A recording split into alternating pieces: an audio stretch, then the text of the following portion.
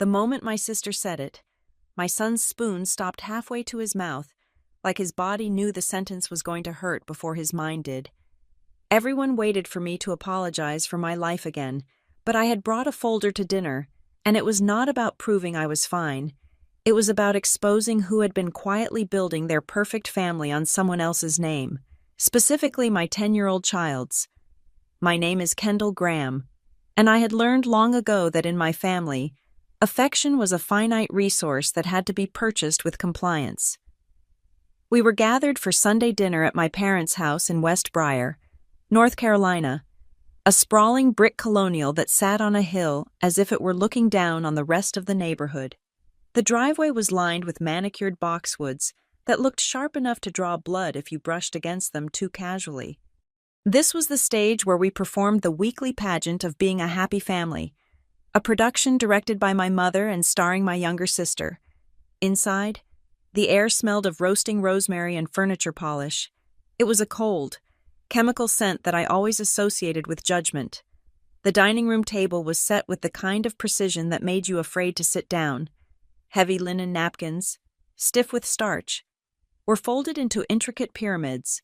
The silverware was real silver, polished to a mirror shine that distorted your reflection when you looked at it.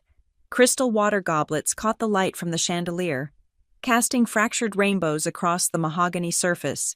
It was beautiful, objectively speaking, but it felt less like a home and more like a museum exhibit where the velvet ropes had been temporarily lowered. I took my seat, smoothing my skirt with a nervous habit I was trying to break. Beside me sat my 10-year-old son, Eli. He looked small in the high-backed dining chair, his feet barely touching the Persian rug beneath. He was quiet, possessing that careful stillness children develop when they learn that their natural volume is considered an offense. He kept his hands in his lap, twisting a loose thread on his jeans, his eyes darting toward the head of the table where my father, Ray, was carving the roast beef with surgical concentration. Across from us sat my sister, Sloane, and her husband, Grant. Sloane was in her element. She played the role of hostess even in our mother's house, moving with a frenetic energy that she tried to pass off as effortless grace. She poured wine, adjusted the centerpiece, and critiqued the lighting, acting as if she were curating a lifestyle brand rather than eating a meal with her relatives. Her hair was a perfect blonde curtain, her skin glowing from expensive treatments, and her smile was fixed in place like it had been pinned there. Grant sat next to her, smiling too much. He had the demeanor of a man who was perpetually trying to sell you something you did not need. His teeth were too white, his laugh too ready, and his eyes always seemed to be scanning the room for an exit or a better offer. He wore a cashmere sweater that looked soft, but likely cost more than my monthly car payment. They were the golden couple, the standard against which I was constantly measured and found wanting. My mother, Janine, emerged from the kitchen carrying a tureen of gravy. She set it down with a satisfied sigh, looking around the table with a gaze that demanded gratitude. "Everything looks wonderful, Mom," Sloane said, her voice pitching up an octave. She reached over to straighten Grant's collar, a possessive little gesture that made my stomach turn. "Doesn't it, Kendall?" "It looks delicious," I said, keeping my voice neutral. I reached for the water pitcher to fill Eli's glass. "Careful," Sloane snapped, her hand shooting out to hover near mine. "That is the antique crystal. It is heavy. I can handle a pitcher." "Sloane," I said, pouring the water. My hand was steady, though my pulse was beginning to race. "I just know you are tired," she said, leaning back and taking a sip of her wine. "You look exhausted. Kendall, are they working you into the ground at that bank?" "I work in compliance," I corrected her, a distinction I had made a dozen times before. "And yes, it is a busy season. Fraud doesn't sleep." "Fraud," Grant chuckled, a hollow sound. "Sounds intense. I do not know how you handle looking at spreadsheets all day. I need people. I need the energy of the deal." I looked at Grant. I knew things about his deals that would wipe that smile off his face, but I kept my expression pleasant. "It is not just spreadsheets, Grant. It is about seeing the things people try to hide." The conversation drifted into the safe, shallow waters of local gossip and the weather. We passed bowls of mashed potatoes and glazed carrots. The only sound for a long time was the clinking of heavy forks against china and the scraping of knives. It was a polite sound, masking the tension that hummed beneath the surface like a high-voltage wire. Eli was picking at his food. He had barely touched the roast beef. I watched him out of the corner of my eye, wanting to tell him it was okay, that we would stop for burgers on the way home if he was hungry later, but I knew better than to whisper at this table. Whispering drew attention. Sloane's eyes locked onto Eli. I saw the shift happen. She was bored with the weather, bored with the silence, and she needed a target. "Eli," she said, her voice deceptively sweet. "How is the piano coming along? Mom said you struggled with the recital piece last week." Eli froze. He looked up, his eyes wide and deer-like. He swallowed hard. "I did okay. It is a hard song." "It is a hard song," I interjected, stepping in before she could dig deeper. "He is learning Chopin. It takes time." "Well, sure," Sloane said, dismissing me with a wave of her fork. "But focus is everything. My Connor is already looking at prep schools, and they look for mastery, not just participation. You have to push through the hard parts. Eli, you cannot just give up when it gets tricky." "I didn't give up," Eli said softly, his voice barely a murmur. "What was that?" Sloane asked, leaning forward.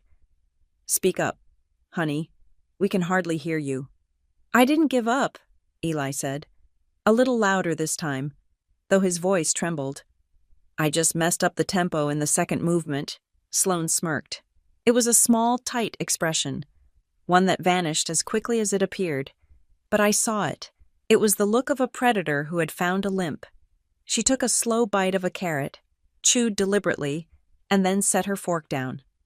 "You know," she began, wiping the corner of her mouth with the linen napkin, "it is not really your fault.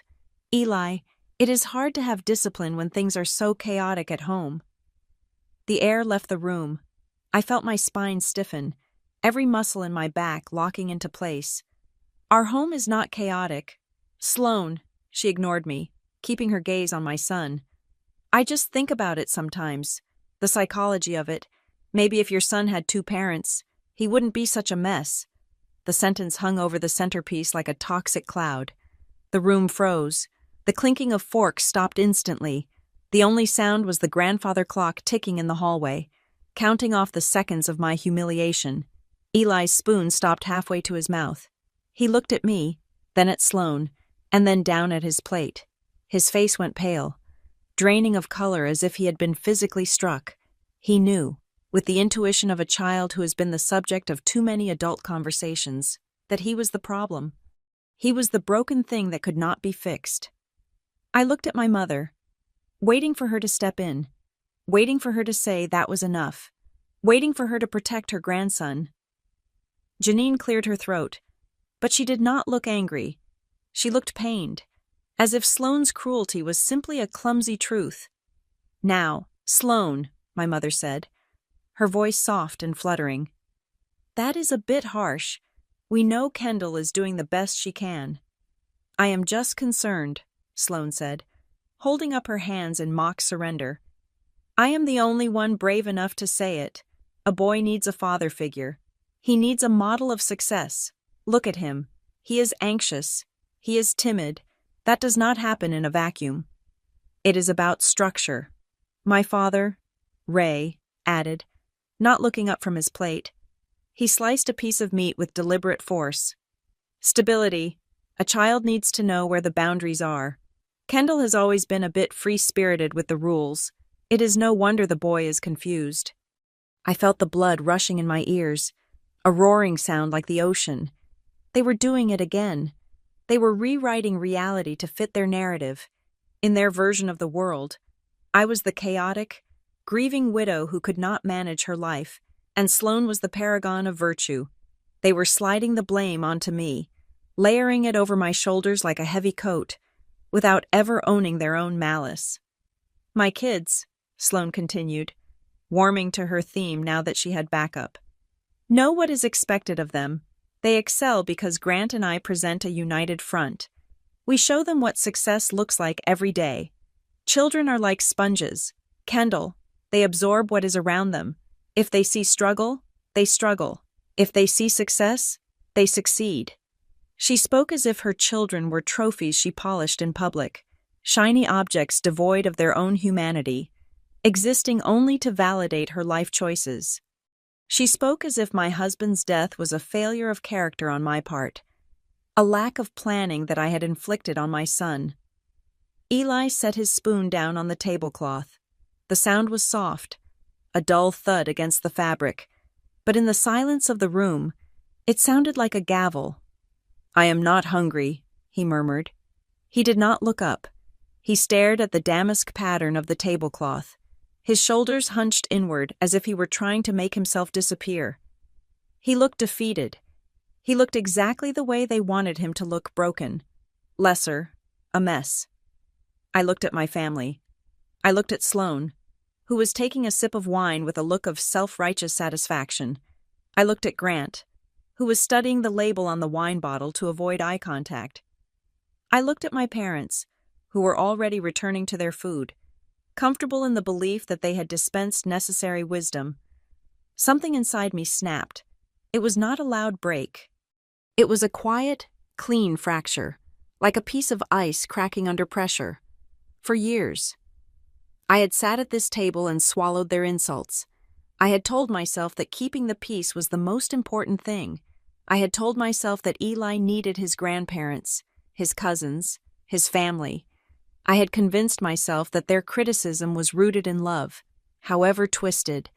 But looking at my son's slumped shoulders, I realized I had been wrong.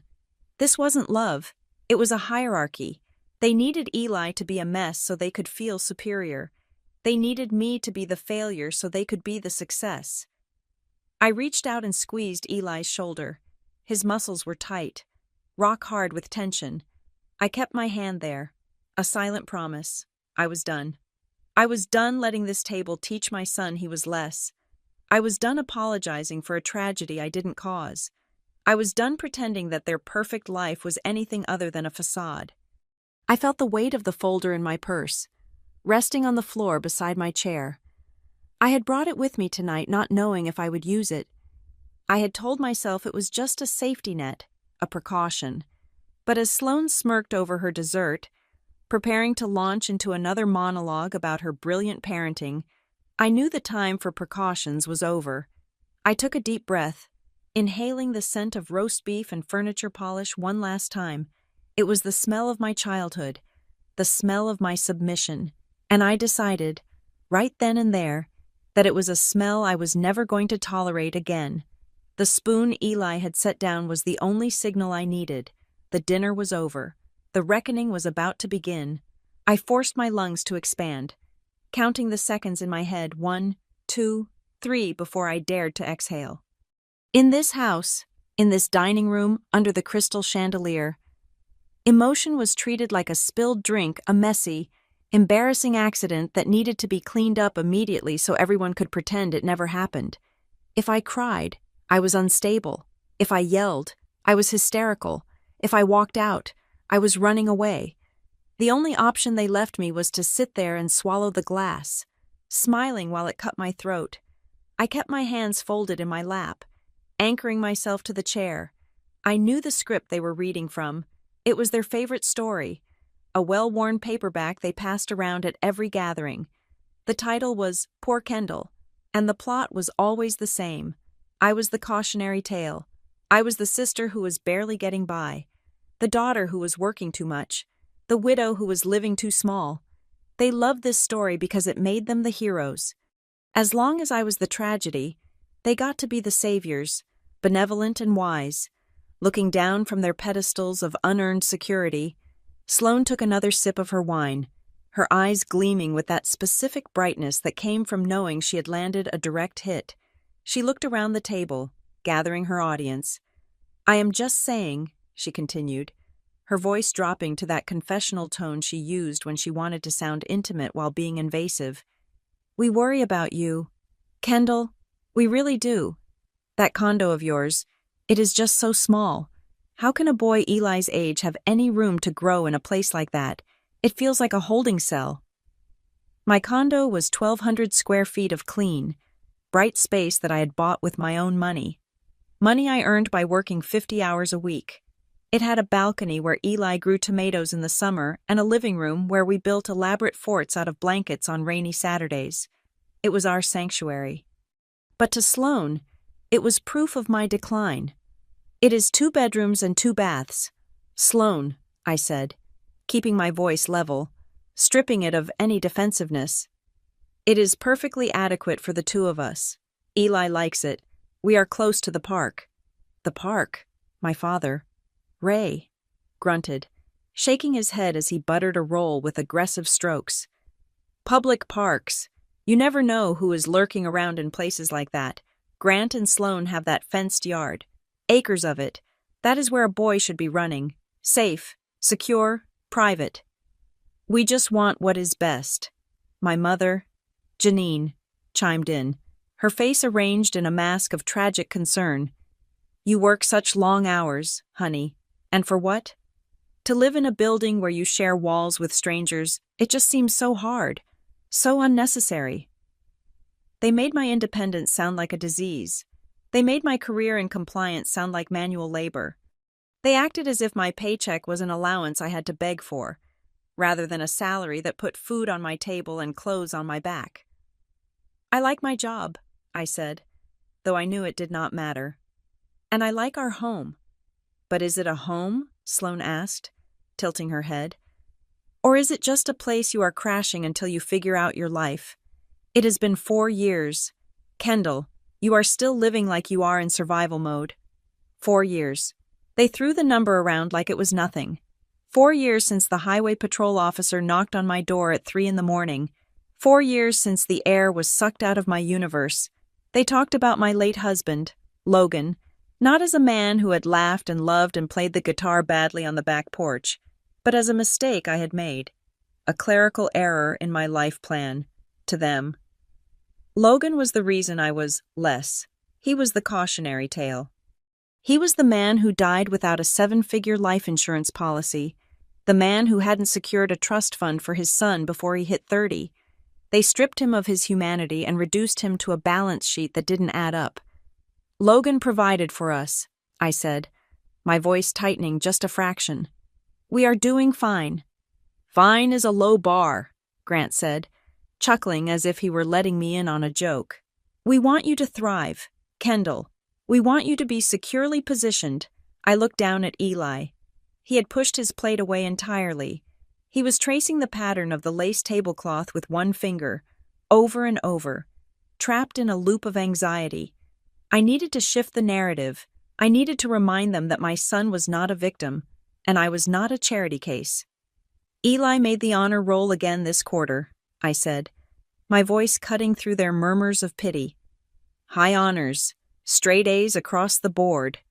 I waited for the praise. I waited for a good job or a high five. That is nice, Janine said vaguely, patting her mouth with her napkin.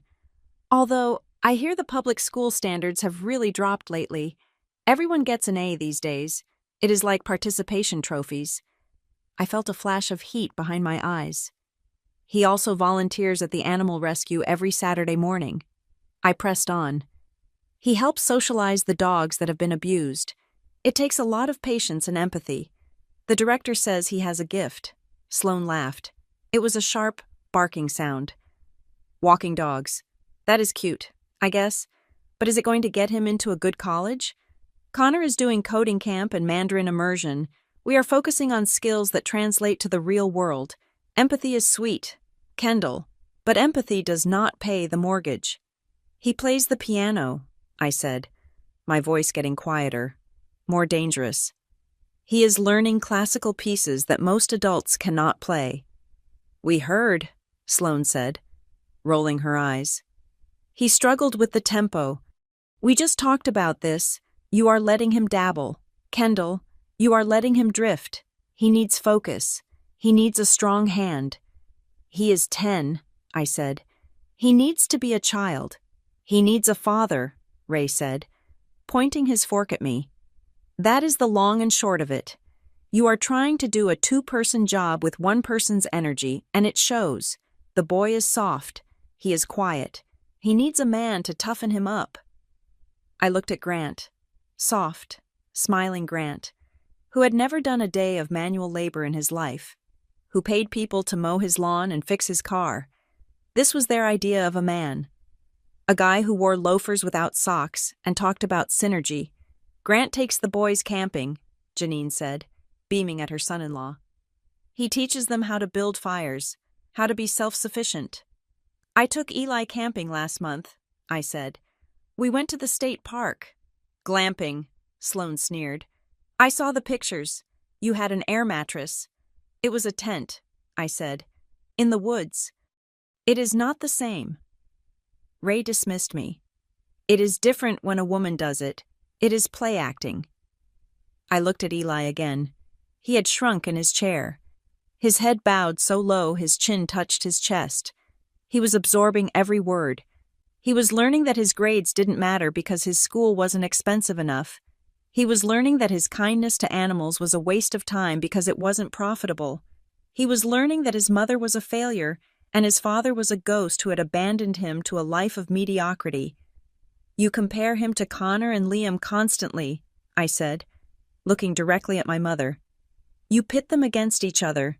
It is not healthy. It is motivation, Janine insisted, her eyes wide with feigned innocence. Healthy competition builds character. We just want Eli to see what is possible. We want him to strive for more than this. She gestured vaguely at me, at my clothes, at my existence. Shame is not a parenting tool, I said. It is not shame, Sloane snapped. It is reality. Look, Kendall, I know you are sensitive. I know you are fragile because of everything you have been through. But you cannot protect him from the truth forever. The world is competitive. The world is hard. If you coddle him, if you let him be mediocre, the world is going to eat him alive. She leaned forward, her diamond earrings catching the light. Maybe if you stopped pretending everything was perfect and admitted you needed help, things would change. Maybe if you let Dad and Grant step in and guide him, he would not be so lost. She stared right at me, that smirk playing on her lips again. It was a look that dared me to explode. She wanted me to cry. She wanted me to shout so she could turn to Grant and say, "See, I told you she was unhinged." She wanted to win, but as I looked at her perfect hair, her perfect teeth, her perfect husband, I felt something shift inside me. The anger that usually burned hot and chaotic in my chest cooled down into something solid. It hardened into a blade. I realized then that they weren't worried about Eli. They didn't care about his grades or his piano or his future. They didn't care that he was kind or smart or funny. They only cared about the hierarchy. This family was a pyramid, and for Sloane to stay at the top, basking in the sun of my parents' approval, someone had to be at the bottom, holding the whole thing up. I was the designated loser. I was the contrast that made Sloane's colors look brighter. My struggle was the fuel for her ego. Kids need a strong example of success, Sloane repeated, her voice dripping with condescension. They need to see what winning looks like. I felt the weight of my purse against my ankle. Inside, the folder sat against my wallet. It contained 12 pages of printed documents, 12 pages of timestamps, IP addresses, transaction logs, and credit applications. 12 pages that told a very different story about winning and success. I had brought the folder because I was tired of the lies, but I hadn't planned to use it. I had thought, foolishly, that maybe tonight would be different, that maybe they would let us eat a meal in peace, that maybe, if I was quiet enough and polite enough, they would leave my son alone, but they couldn't. It wasn't in their nature. They were vampires of self-esteem, and they were feeding on my 10-year-old boy. I touched the strap of my purse. The leather was cool under my fingertips. Tonight wasn't about defending myself anymore. I could take their insults. I had taken them for 35 years. I could handle being the black sheep, the disappointment, the cautionary tale. But I would be damned if I let them turn my son into collateral damage in their ego games. They wanted a strong example of success. They wanted to talk about reality. They wanted to discuss who was a mess and who was stable fine. I took a sip of my water. It was cool and crisp. I set the glass down with a deliberate, steady hand. "You are right, Sloane," I said quietly. She blinked, surprised by my agreement. Yes," I said. "Kids do need to see what reality looks like. They need to know the difference between the truth and a performance."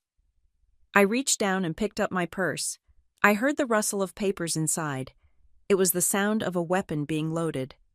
"I am glad we are having this conversation," I said, unzipping the bag.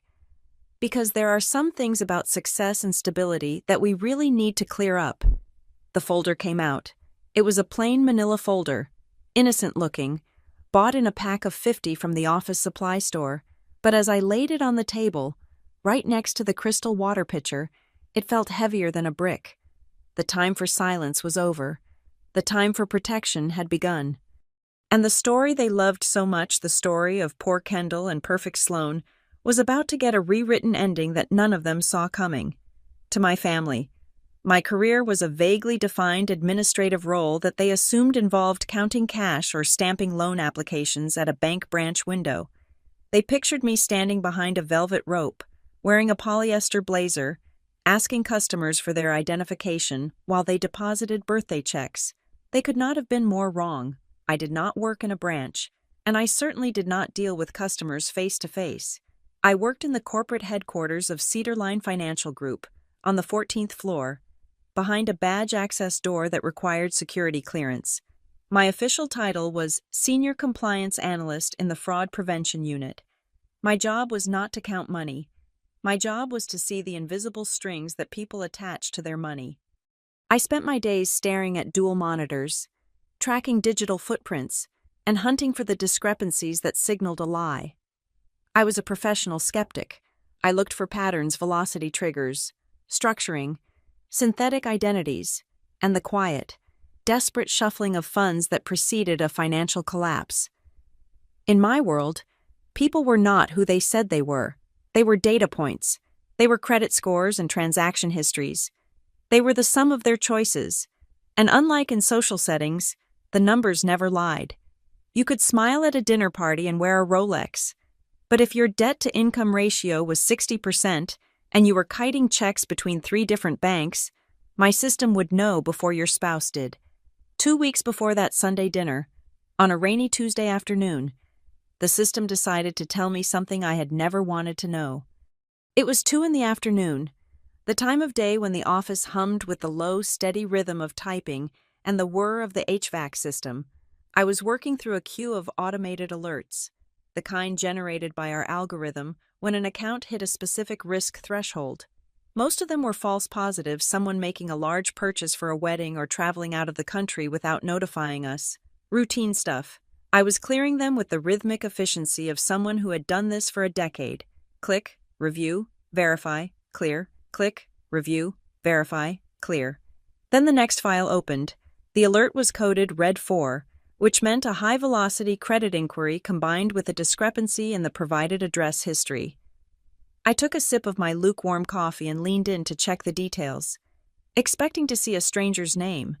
Instead, I saw the address, 442 Oak Ridge Drive, West Briar, North Carolina. My stomach dropped. The coffee turned to acid in my throat. I knew that address. I had been there for Christmas. I had been there for birthdays. I had stood in the marble foyer and admired the custom wainscoting. It was Sloane and Grant's house. I stared at the screen, my fingers hovering over the keyboard. For a moment, my brain refused to process the information. It had to be a mistake, a glitch. Maybe someone had stolen their mail. Maybe it was an identity theft case where they were the victims. That happened all the time. I felt a surge of protective instinct. I needed to call Sloane, to warn her that someone was trying to use their address. But the training kicked in compliance. You do not make calls based on gut feelings. You follow the data. You follow the paper trail until it ends. I looked at the name attached to the alert.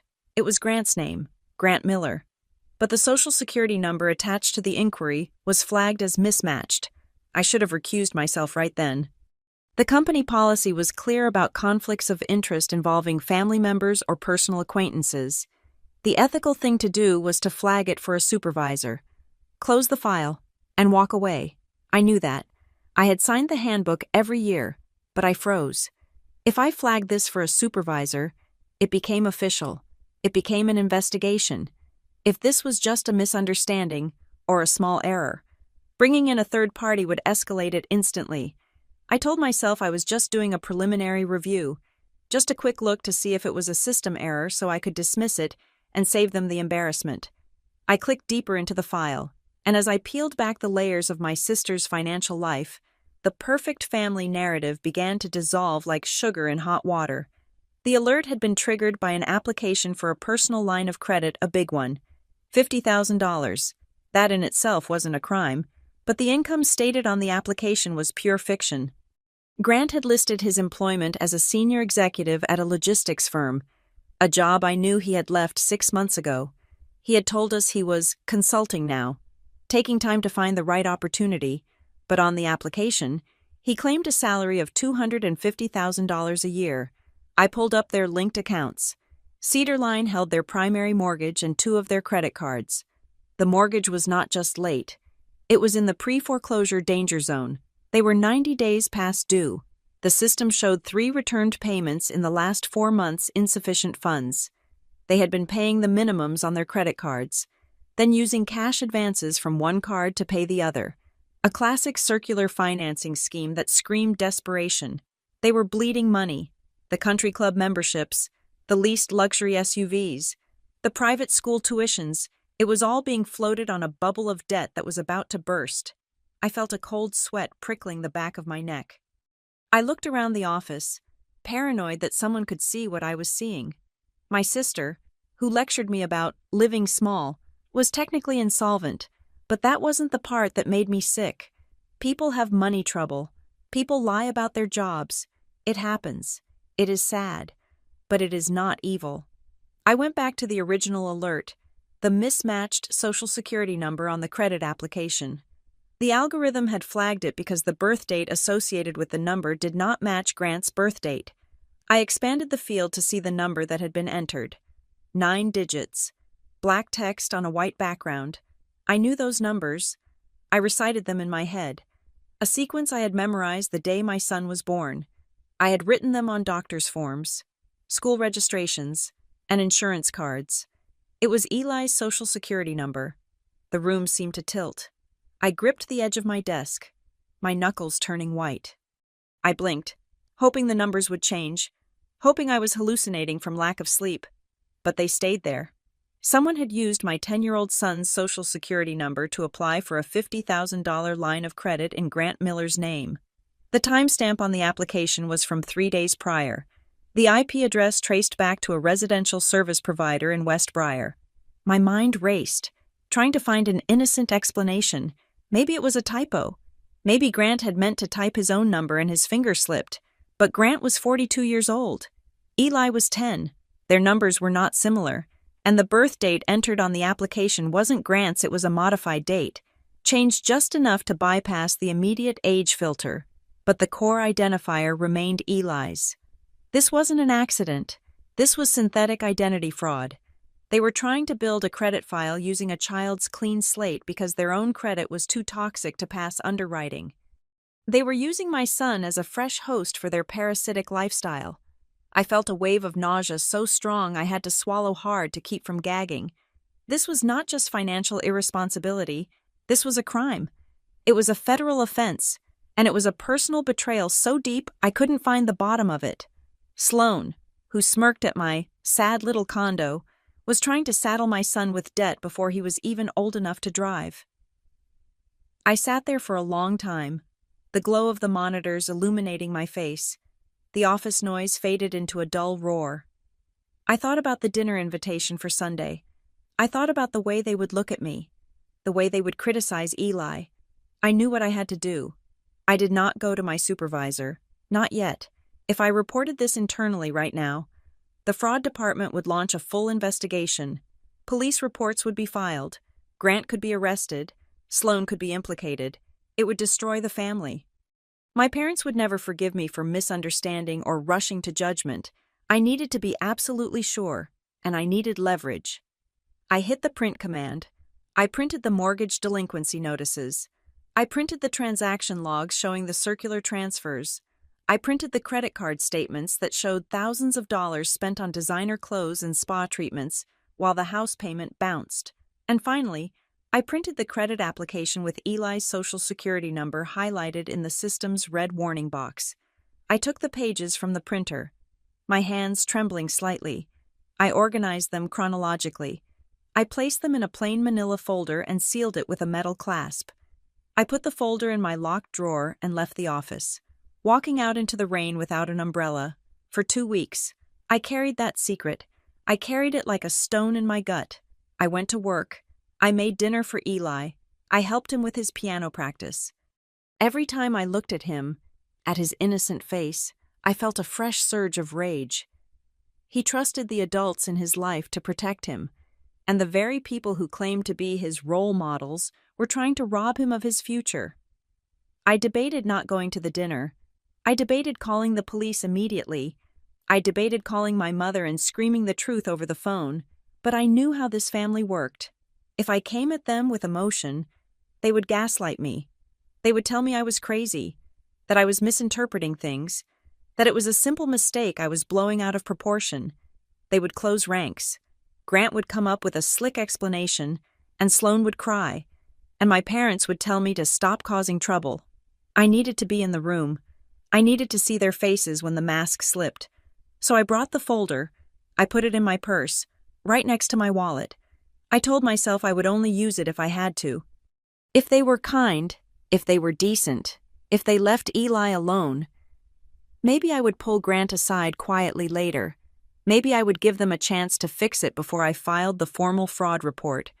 I wanted to believe they were capable of shame, but then came the dessert, then came the smirk, then came the comment about my son being a mess because he didn't have a father, sitting there at the table, listening to Sloan weaponize her perfect life against my child.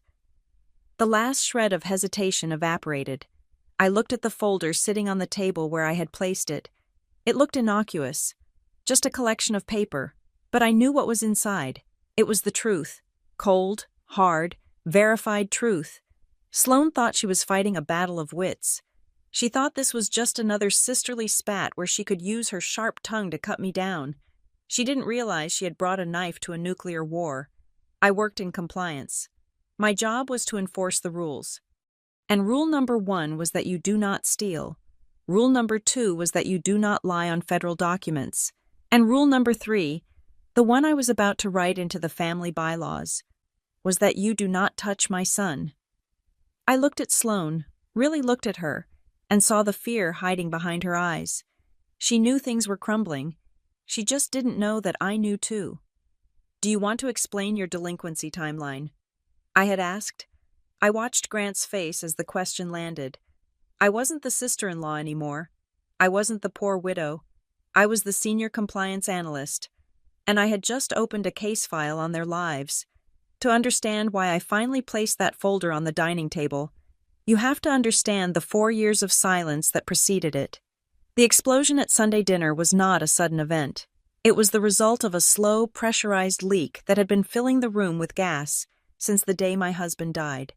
4 years earlier, my life had been a different shape. It was symmetrical. It was full.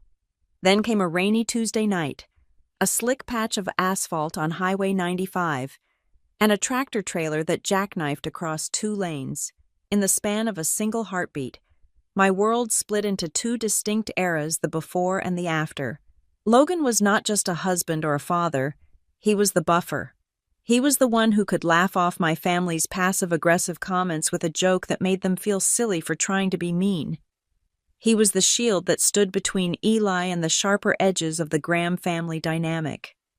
When he died, that shield disintegrated, and suddenly, my 6-year-old son and I were standing in the open, exposed to the elements. The grief was a physical weight, a heavy blanket that made it hard to breathe or move. But while I was trying to figure out how to wake up in the morning without my partner, my sister Sloan was figuring out how to brand my tragedy. I remember standing in the funeral home, numb and hollow, watching people file past the casket. Sloane was there, wearing a black dress that was just a little too fashionable for the occasion. Her makeup flawless. She hugged me, and I felt her phone pressed against my back. Later that night, I saw the notification. She had posted a photo of herself looking mournfully out a window with a caption about the fragility of life and the burden of being a strong sister. It had 300 likes and dozens of comments praising her resilience. She had harvested my worst nightmare for engagement metrics. That was the beginning. In the months that followed, Sloane delivered cruelty in quiet, measured doses, always disguised as sympathy. I remember the first Thanksgiving after the accident. It had been 7 months. I was still raw, walking around with nerves that felt like they were on the outside of my skin.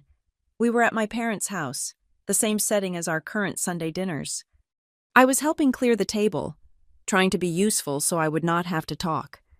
Sloane was in the kitchen, scraping plates. She looked at me, then at Eli, who was sitting in the living room watching the parade on television alone. "It is just so sad," she said, her voice dropping to a whisper that was meant to be overheard. "Looking at the holiday card list this year, it feels strange to send one to your house. You are like half a family now." Half a family. The phrase hit me like a physical blow. It suggested that without a man, without the traditional structure, Eli and I were incomplete. We were a fraction. We were a broken recipe that would never taste right again. I wanted to scream. I wanted to throw the serving platter I was holding against the wall. But I didn't. I swallowed the rage because I had been taught that keeping the peace was the highest virtue a woman could possess. I told myself she didn't mean it that way. I told myself she was just clumsy with her words. But Eli heard things too. The narrative that my son was a mess was one they constructed brick by brick. They looked at a grieving boy and labeled his sadness as dysfunction. Eli did not become a mess. He became cautious. He learned, at the age of 7, that his words were being graded. He saw how my mother would sigh when he didn't want to play football with the cousins. He saw how Grant would make loud, booming jokes, and then look disappointed when Eli didn't laugh. He stopped running into rooms. He stopped shouting with joy. He started checking the temperature of the room before he spoke, scanning the adults' faces to see if he was safe. My family looked at his caution and called it social awkwardness. They looked at his quiet observation and called it timidity. They didn't realize that words from family land deeper than words from strangers. When a bully at school says something mean, you can brush it off. When your aunt says you are struggling while you are sitting right there, it becomes part of your identity. I kept attending those dinners because I was afraid. I was afraid that if I stopped going, I would be proving them right. I feared they would say I was bitter, that I was wallowing, that I was cutting Eli off from his heritage. I believed that endurance was a form of love. I thought that if I just showed up, if I just kept smiling, if I just brought the right side dish and ignored the barbs, eventually they would respect us. I thought compromise was maturity, so I worked. They loved to say I was barely getting by, painting a picture of a frantic, chaotic single mother drowning in bills. The reality was a boring, disciplined grind. I took the job at Cedar Line Financial Group because it offered the best health insurance and a matching retirement plan. I worked 50 hours a week, not because I was disorganized, but because I was building a fortress of security for my son. I paid for private grief counseling for both of us, which cost $200 an hour. I paid for his piano lessons. I paid the mortgage on our condo. I put money into a college fund every single month. I came home at 6, cooked dinner, checked homework, and read to Eli until he fell asleep. Then I would log back in and work until midnight to make sure my queue was clear. I was tired, yes, but I wasn't drowning. I was swimming a marathon with a 50-pound weight strapped to my back, and I was making good time. My family didn't see the spreadsheets. They didn't see the growing savings account. They only saw that I drove a sedan that was 5 years old instead of a leased luxury SUV. They saw that I wore the same winter coat for 3 seasons. To them, these were signs of failure. To me, they were choices. Then there was the dating issue. Sloane loved to bring this up. usually after her third glass of wine. "You know, Kendall," she would say, "Grant has a friend from the club, divorced, a little older, but he has money. You really need to get back out there. It is not healthy to be alone." I avoided dating, but not out of fear. I wasn't pining for a replacement husband. I wasn't afraid of men. I made a calculated decision that Eli needed space. He had lost the most important man in his life, bringing a parade of strangers into our home, risking more loss, risking confusion. It wasn't worth it. I wanted our home to be the one place where he didn't have to perform or adapt. I wanted to be his constant, but to my family, my single status was just another symptom of my deficiency. It was proof that I was stuck. Meanwhile, Sloane was curating her masterpiece. If you looked at Sloane's social media, her life was a high-gloss magazine spread. She posted photos of Grant and the boys in matching flannel pajamas on Christmas morning. She posted videos of their vacations to Aspen and the Outer Banks, always with captions about blessings and making memories. She crafted an image of effortless perfection. I watched her do it. I watched her snap a photo of a home-cooked meal that she had actually ordered from a caterer and plated herself. I watched her force her sons to smile for a selfie, hissing at them through her teeth to look happy, only to caption it, "My joy." I knew it was a performance. We all knew, on some level, but I ignored the uncomfortable truth that lived in the shadow of her spotlight. Sloane's perfection wasn't self-sustaining, it was parasitic. For her to be the good sister, the successful mother, the stable wife, she needed a counterweight. She needed someone to be the mess. She needed someone to be the warning label. I was the designated failure. Every time she critiqued my parenting, she was reassuring herself that she was doing it right. Every time my parents sighed over my hard life, they were congratulating themselves on how well Sloane had turned out. I was the dark background that made her bright colors pop. They didn't want me to succeed. If I succeeded, if I was happy, solvent, and stable without a husband, then Sloane's narrative collapsed. If I was fine, then her constant anxiety about appearances became unnecessary. If Eli was thriving, then her pressure cooker parenting style looked abusive, not superior. I realized this fully only recently. I was looking at a photo she had posted of our last family gathering. In the picture, Sloane was glowing. Center stage. I was in the background, looking down at Eli, half out of the frame. The caption read, "Family is everything. Holding on to gratitude, even when things are hard for others." It was a subtle, public dig, tagged with prayers. That was the moment the sadness turned into something else. It turned into clarity. I had spent 4 years trying to prove I was worthy of their respect. I had spent 4 years trying to show them I was okay. But they didn't want me to be okay. They needed me to be broken. And as I sat at that dinner table, listening to Sloane tell the room that my son was a mess because he lacked a father, I felt the weight of that history pressing against my spine. I thought about the late nights. I thought about the therapy sessions where Eli cried because he missed his dad. I thought about the check I wrote every month for the college fund. I thought about the folder in my purse. The difference between Sloane and me wasn't that she was successful and I was struggling. The difference was that my struggle was honest, and her success was a lie. My sad little life was built on bedrock hard work, real grief, and absolute devotion to my child. Her perfect life was built on credit, deception, and the exploitation of a 10-year-old boy's identity. She had called us half a family. I looked at my son, who was staring at the tablecloth, trying to make himself small. He wasn't half a person. He was the whole world to me, and I was done letting these people treat him like a prop in their stage play. The flashback ended. The anger that had been simmering for 4 years finally reached a boil, but it didn't explode outward in a messy spray. It concentrated. It focused. It became a laser. I was not just fighting for the present moment. I was fighting for the widow who had been told she wasn't enough. I was fighting for the boy who had been told he was broken. I was fighting for the 4 years of silence I had endured in the name of peace. Peace was over. It was time for war. "I am just trying to help." "Kendall," Sloane said, lifting one shoulder in a shrug that was designed to look casual but felt practiced.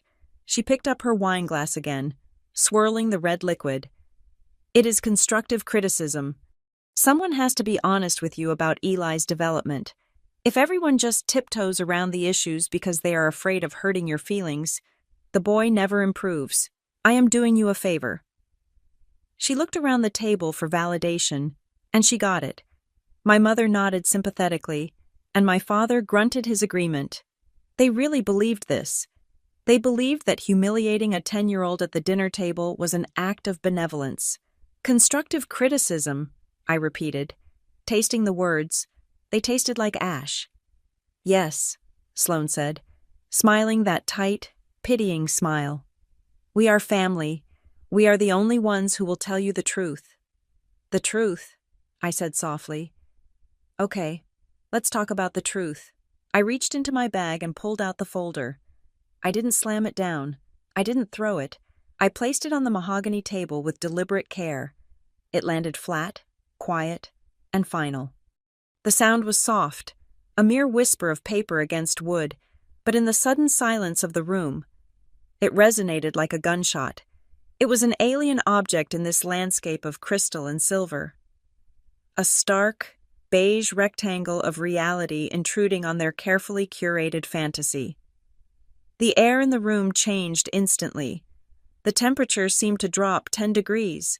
The comfortable rhythm of the dinner, the chewing, the sipping, the polite nodding stalled. My mother, Janine, set her fork down.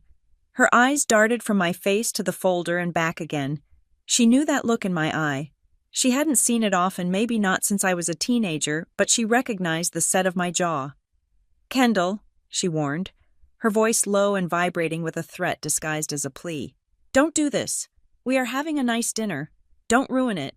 I am not ruining anything, Mom, I said, my voice steady. I am just adding to the conversation about success and stability. That is what we are talking about, right? Sloane let out a short, sharp laugh. It was a brittle sound. What is that? She asked, gesturing vaguely at the folder with her free hand. A dramatic prop. Did you write a manifesto? Is this a list of grievances because I didn't like your potato salad last Thanksgiving? It is not a manifesto, I said. Then what is it? Grant asked. He was still smiling, but the smile had frozen. It no longer reached his eyes. He was looking at the folder with the wary intensity of a man who recognizes a subpoena when he sees one. I opened the folder. The metal clasp made a small snap that echoed in the quiet room. It is paperwork, I said. From work. Work, Ray scoffed. We are eating dinner. Kendall, put your work away. Nobody wants to hear about your bank regulations. I think you will want to hear about this, I said. I took the first sheet of paper from the stack. It was the mortgage delinquency notice. I turned it around so it faced Sloane and Grant, and I slid it across the polished wood until it rested just in front of the centerpiece. Do you want to explain your delinquency timeline? I asked. My tone was conversational, polite, as if I were asking for the salt. Because according to this, you haven't made a full mortgage payment in 4 months. Grant's smile cracked. It didn't just fade. It shattered. For a split second, his face went slack with genuine shock, the mask falling away to reveal a terrified, cornered man. He recognized the document format. He saw the Cedar Line logo in the corner. He saw the red bolded text that said, Notice of Default. He looked at Sloane. Sloane looked at the paper, her eyes narrowing as she tried to read the text upside down, and then she looked at me. The color drained from her face, leaving her makeup standing out like paint on a mannequin. That is private, she hissed, reaching for the paper. Where did you get that? It came across my desk, I said, keeping my hand resting on the rest of the stack. 2 weeks ago, when you missed the third payment, you spied on us. Sloane's voice rose to a screech. You violated our privacy. I work in fraud prevention. Sloane, I said, I didn't have to spy. Your financial ruin flagged itself in my system. My father stood up. His chair scraped loudly against the floor, a harsh, grating noise. His face was flushing a deep, angry red. That is enough, he bellowed. Kendall, you are out of line, bringing confidential papers to this table, disrespecting your sister and her husband like this. I won't have it. In the Graham family, truth was always labeled disrespect. Exposing a lie was considered more sinful than telling one. Sit down, Dad, I said. I didn't shout. I didn't flinch. I just looked at him with a calmness that I didn't know I possessed. Do not tell me to sit down in my own house, he shouted, pointing a finger at me. You apologize to them right now, accusing them of whatever this is. I am not accusing them of anything, I said. I am showing you the documentation. Sloane lunged for the folder. Her hand shot across the table, her fingernails clicking against the wood. Don't, I said. I pulled the folder back, out of her reach. Just an inch. My movement was fast, sharp. Eli looked up. His eyes were wide, round as saucers. He was staring at me. He had never seen me like this. He had never seen me take up space in this room. He had never seen me disobey my father or challenge my sister. He looked frightened, but he also looked fascinated.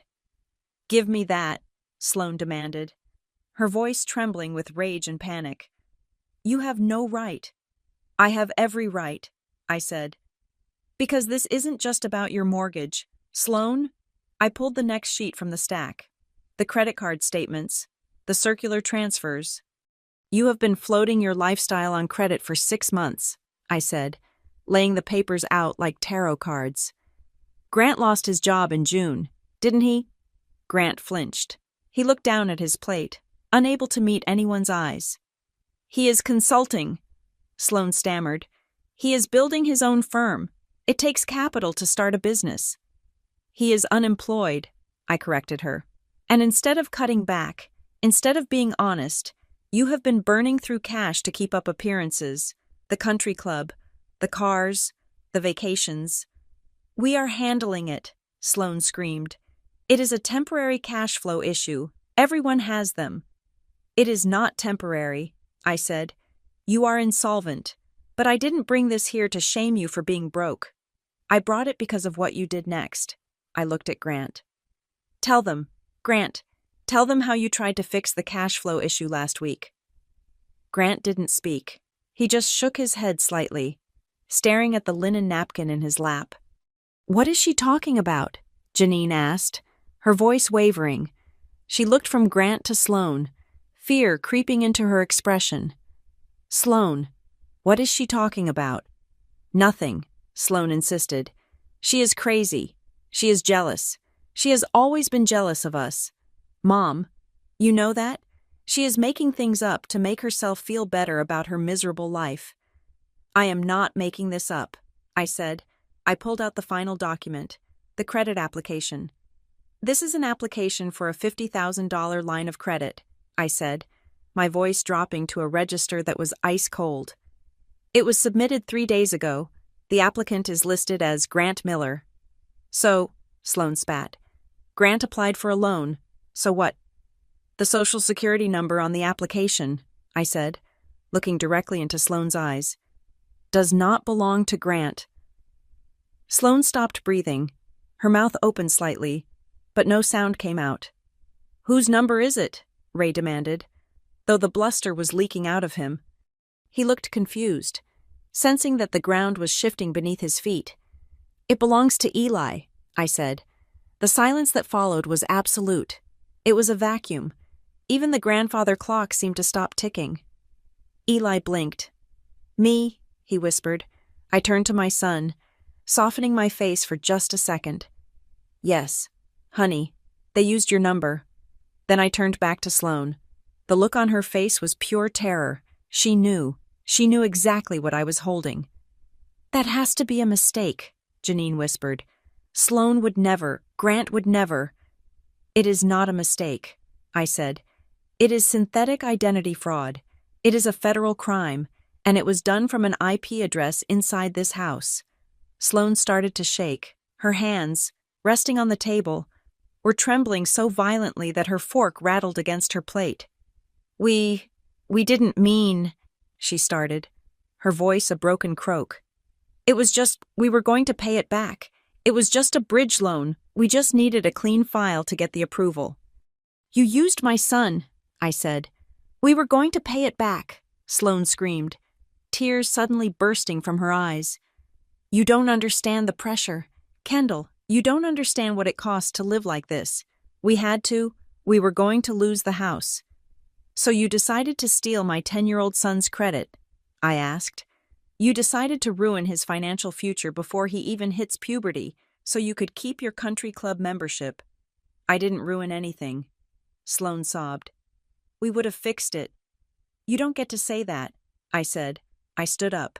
I leaned over the table, placing my hands flat on the wood, looking down at my sister who was now shrinking into her chair, a weeping, terrified mess.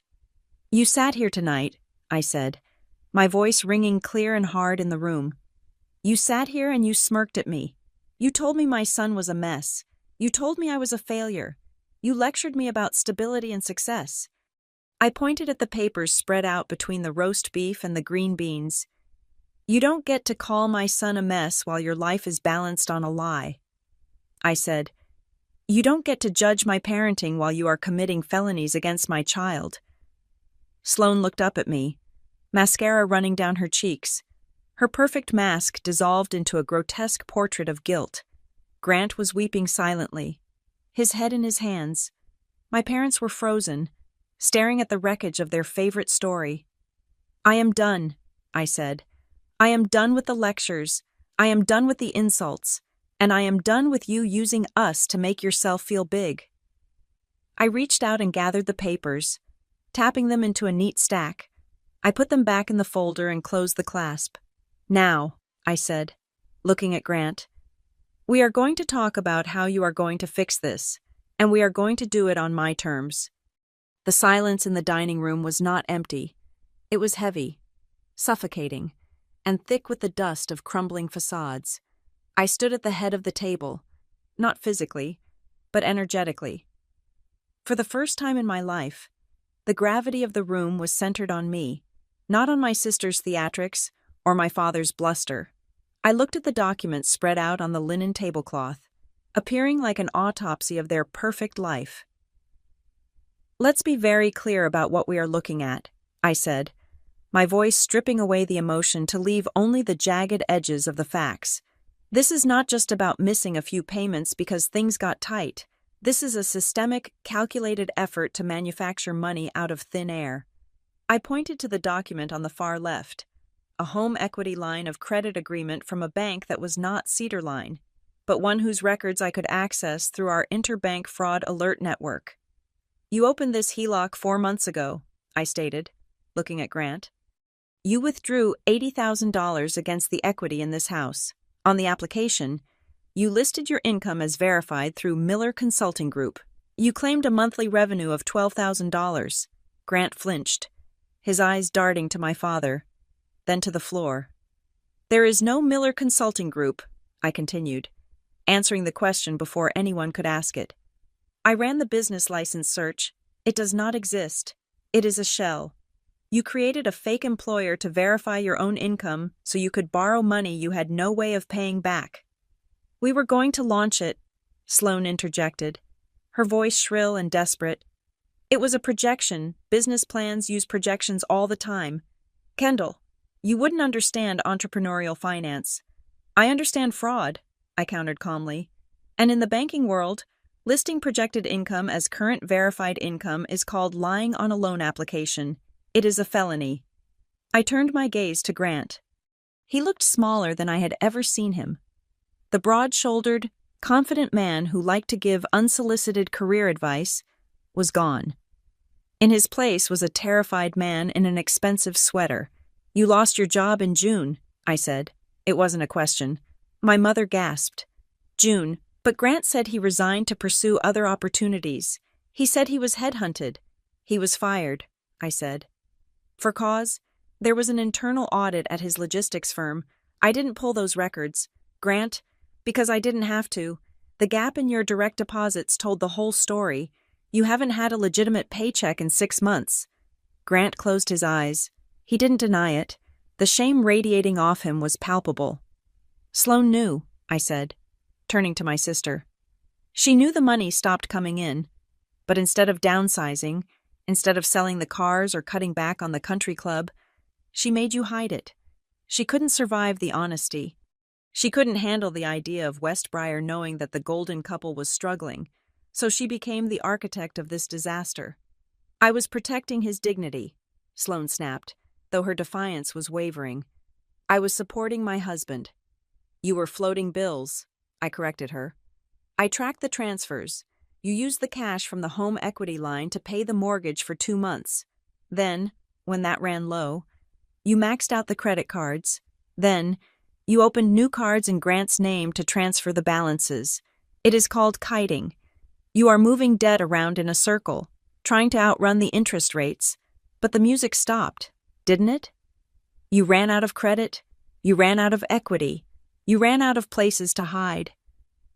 I paused, letting the reality sink in. My father was staring at Grant with a mixture of horror and betrayal.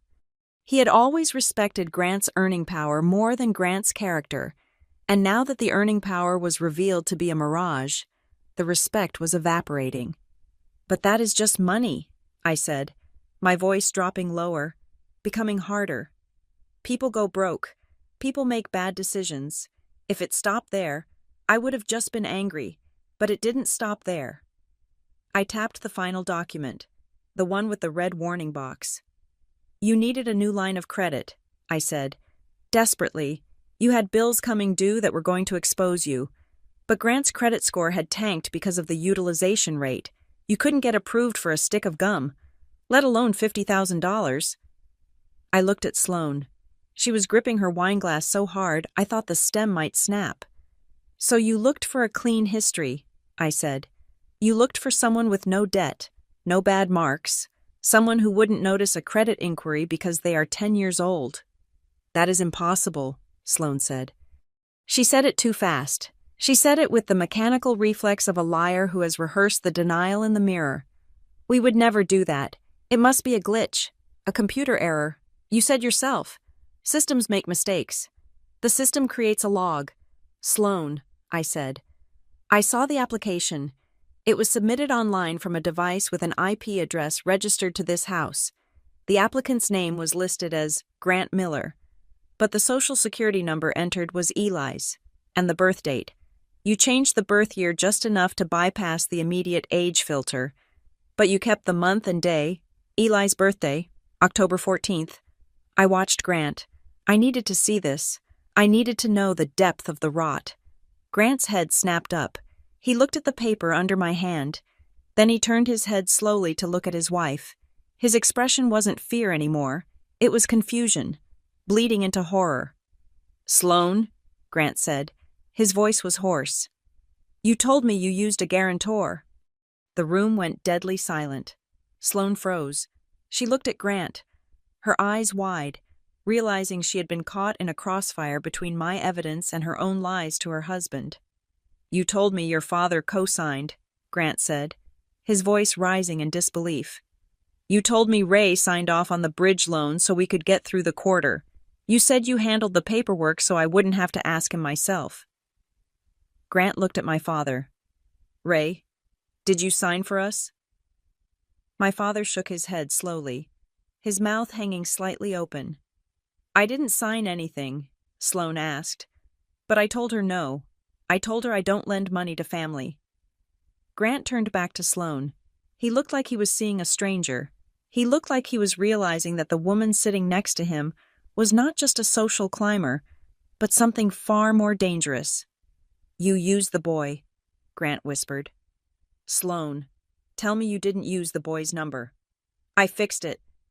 Sloane stammered, her voice pitching up into hysteria. I just needed the approval code. I was going to swap it out later. I was going to pay it back before anyone noticed. It was just numbers. Grant, it was just data. It is my son. I slammed my hand on the table. The silver jumped. It is not data. It is his identity. Do you know what happens to a child with a compromised credit file? Do you know how hard it is to clean that up? He could be 20 years old and getting denied for student loans because you wanted to pay for a ski trip. I didn't mean to hurt him, Sloane cried.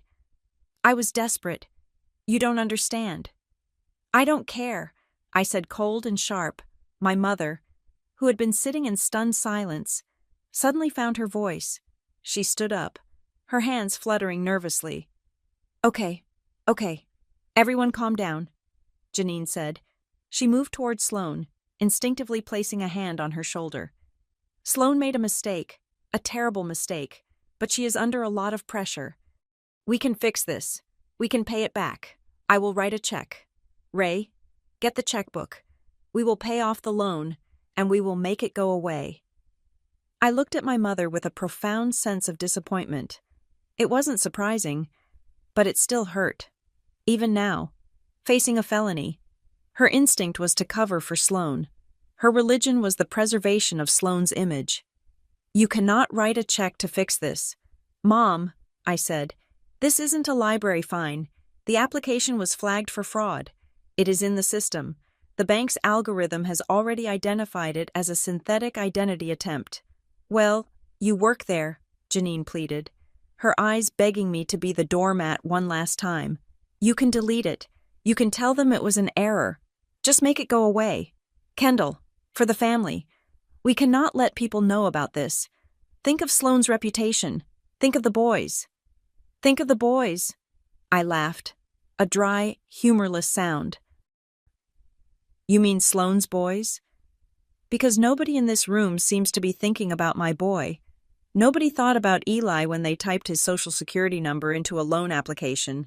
We are thinking about him, Janine insisted. We are trying to keep his aunt out of trouble. That helps him, doesn't it? No, I said. It doesn't. I looked at Sloane. Her smirk was gone. It had been wiped from her face as completely as if it had never existed. Her hands were shaking violently now, her knuckles white.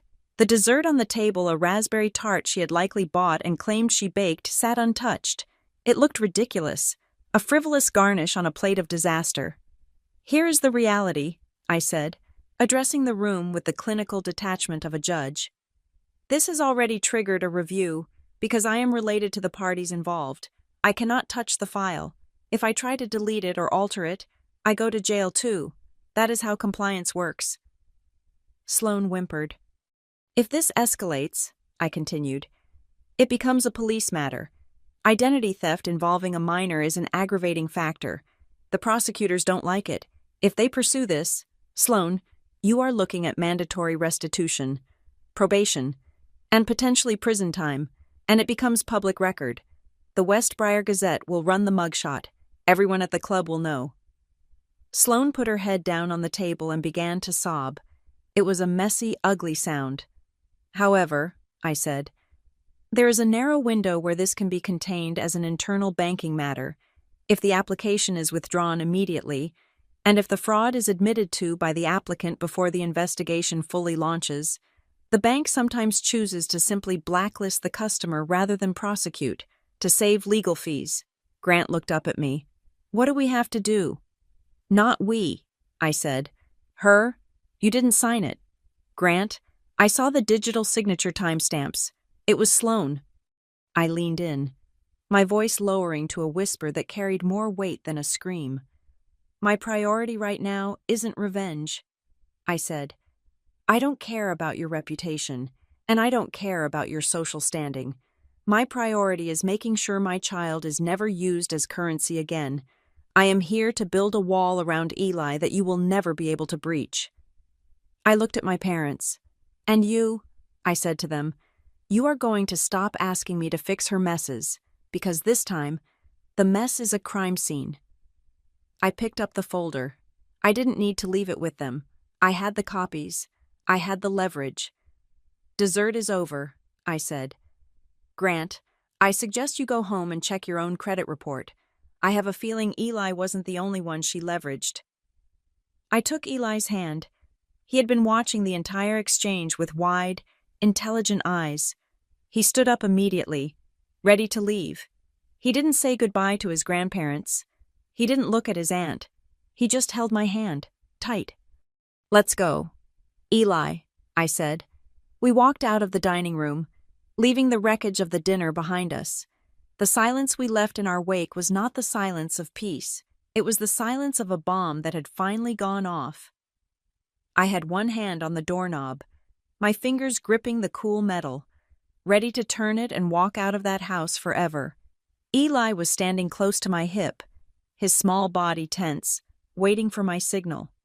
The air in the dining room behind us was thick with the fallout of the explosion I had just detonated.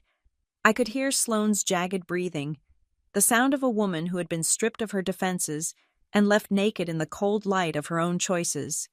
But there was one last thing that needed to be said, one final layer of the narrative that needed to be peeled back before I could leave them to their wreckage. Sloane lifted her head from her hands. Her face was a ruin of smeared mascara and blotchy skin. She looked at me not with remorse, but with a sudden, sharp flash of hatred. Even in defeat, she needed to be the victim. She needed to make me the villain. "You enjoyed this," she choked out, her voice thick with phlegm and spite. "You have been waiting for this. You probably watched us struggle for months, laughing in your sad little condo. You wanted to see us drown." I stopped. I didn't open the door. I turned back slowly, facing the room one last time.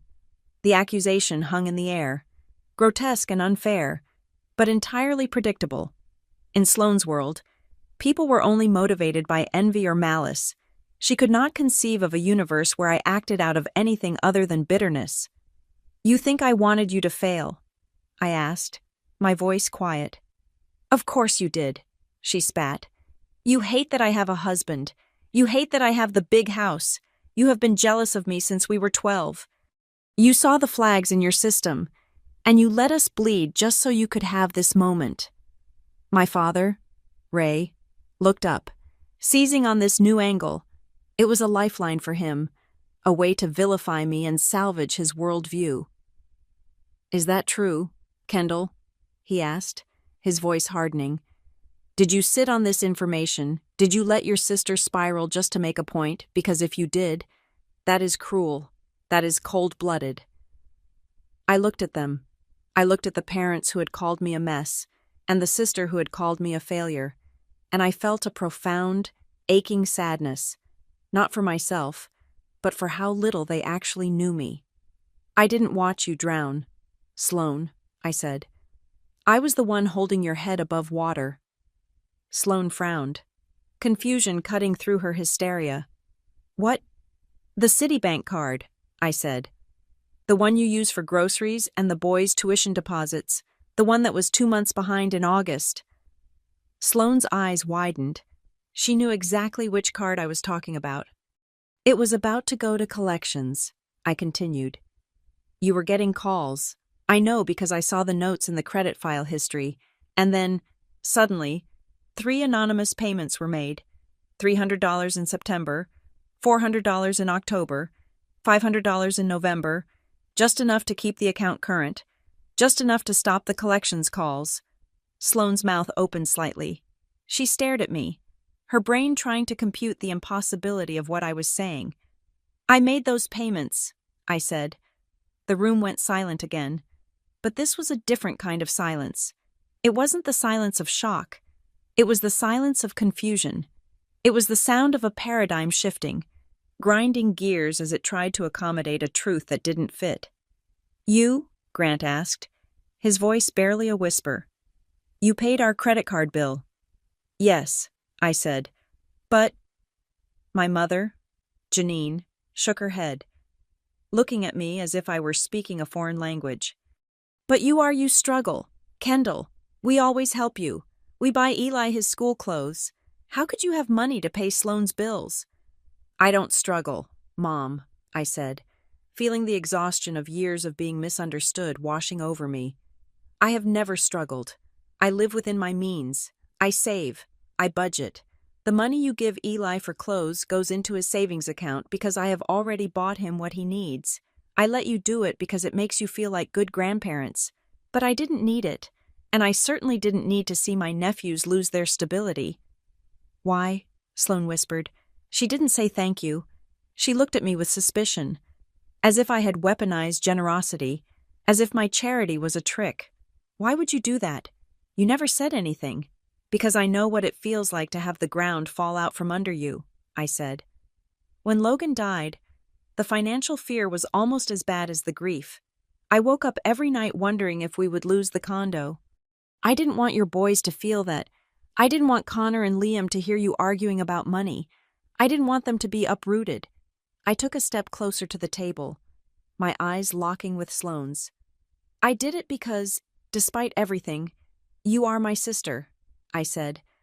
I thought I hoped that if I helped you, even secretly, it might put some good energy back into this family. I thought maybe if the pressure was off you just a little bit, you might be kinder. I thought maybe if I was there for you, even if you didn't know it, we could eventually repair things. It was the most vulnerable admission I had ever made to them. I was admitting that I had craved their love enough to pay for it. I was admitting that I had been buying peace on an installment plan. Eli looked up at me. He squeezed my hand, hard. He was watching his mother, the woman who had always told him to be quiet, standing tall and speaking with a quiet power he had never witnessed. He was learning, in real time, that compassion was not weakness. He was learning that you could be kind without being a doormat. You paid them, my father muttered, rubbing his forehead. He looked disoriented. You paid the bills. He couldn't reconcile it. In his story, I was the one who needed saving. If I was the savior, then who was he? If I was the strong one, then what was Sloane? I did, I said. But I stopped. Sloane flinched. I made the last payment in November, I said, and I was going to make another one this week. I had the transfer set up. I was going to pay the minimum on your overdue Nordstrom account because I knew you would want to buy Christmas presents. But you didn't, Sloane said, her voice trembling. No, I said. I canceled it. Do you know why? Because you found out about the fraud, Grant said, his head hanging low. Yes, I said. But it is more than that. I looked at my sister, feeling the final severance of the cord that had bound us for decades. I was willing to help you when you were drowning, I said. I was willing to help you when you were irresponsible. I was even willing to tolerate your insults at dinner because I thought you were just stressed. I paused, letting the words gather weight. But the moment you used my son's name, I said, my voice dropping to a register of absolute steel. The moment you decided to drag my child into your mess to save your own skin, that was it. The moment a child's name touches your scheme, kindness becomes negligence. I told you, Sloane cried. I was going to fix it. It doesn't matter. I cut her off. You stole from him. You stole from a 10-year-old boy who has already lost his father.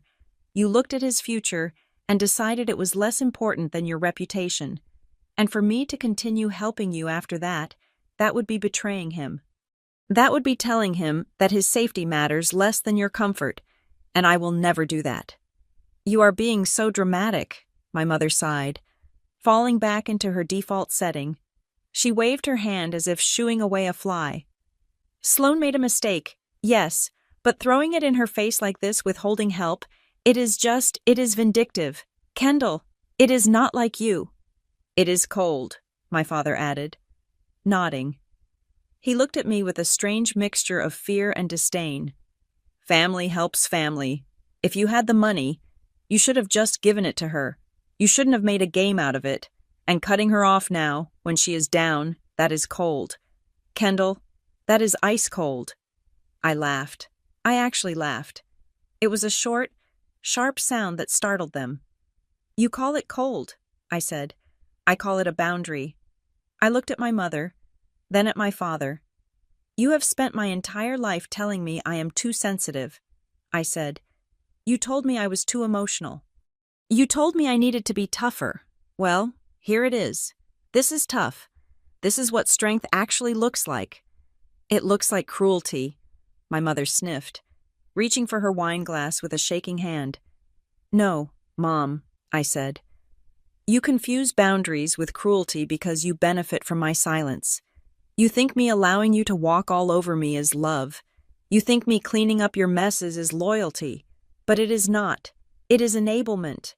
And I am done enabling this family to hurt my son. I looked at Grant. You have 24 hours to withdraw that application and provide me with written proof from the bank that it has been canceled as an error. If I don't see that proof by 5 o'clock tomorrow, I file the formal fraud report." "We will do it," Grant said quickly. "I promise." "And Sloan," I said. My sister looked up. She looked small. She looked diminished. "You are going to apologize to Eli," I said. "Not now.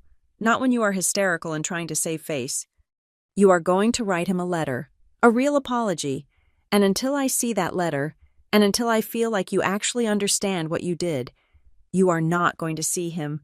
You are not going to see me. There will be no Christmas dinner. There will be no birthdays. You cannot keep my grandchildren from me," my mother gasped. "Watch me," I said. "That is my nephew," Sloan cried. "You cannot just cut us out." "I am not cutting you out," I said, tightening my grip on the doorknob. "I am protecting him. There is a difference. And if you cannot see that, then that is just another reason why you don't get access to him." I opened the door. The cold night air rushed in, crisp and clean, smelling of rain and wet leaves. It smelled like freedom. "Come on, Eli," I said. We walked out onto the porch, behind us. The dining room was silent. For the first time in 30 years, they had no script, they had no comeback. They had no way to spin this to make me the villain and themselves the heroes. The truth was too heavy, too documented, and too real. I closed the front door behind us. The latch clicked shut with a solid, satisfying sound. We walked down the brick path to my car, the sensible sedan they all despised. It looked beautiful under the streetlights. "Mom," Eli asked quietly as I unlocked the car. "Yeah, Bud?" I asked, opening the back door for him. "Did you really pay their bills?" he asked. I looked at him.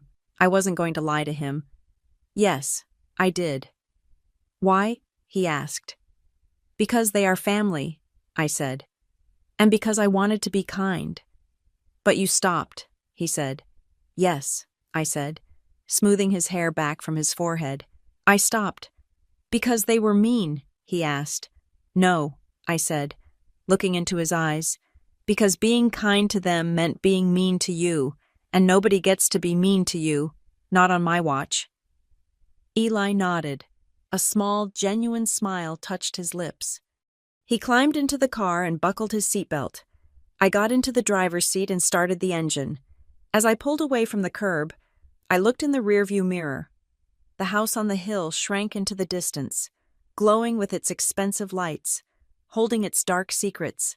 I didn't feel sad anymore. I felt lighter than air. I had spent a lifetime trying to earn a seat at their table, only to realize that the only table that mattered was the one I built myself. I thought the silence I had created was a wall they could not breach. I thought that by revealing the secret payments, the thousands of dollars I had quietly funneled into their failing accounts, I had stripped them of their ability to villainize me. I thought the logic of my kindness, and the boundary I had finally drawn, would be the end of the conversation. I was wrong. I had forgotten the most dangerous law of the Graham family dynamic when you corner a narcissist with the truth.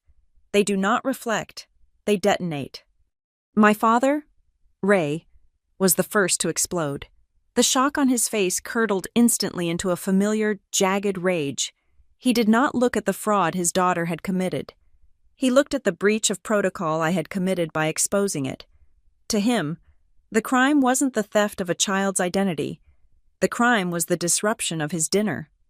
"You vindictive little," he started, his voice a low rumble that shook the crystal glasses.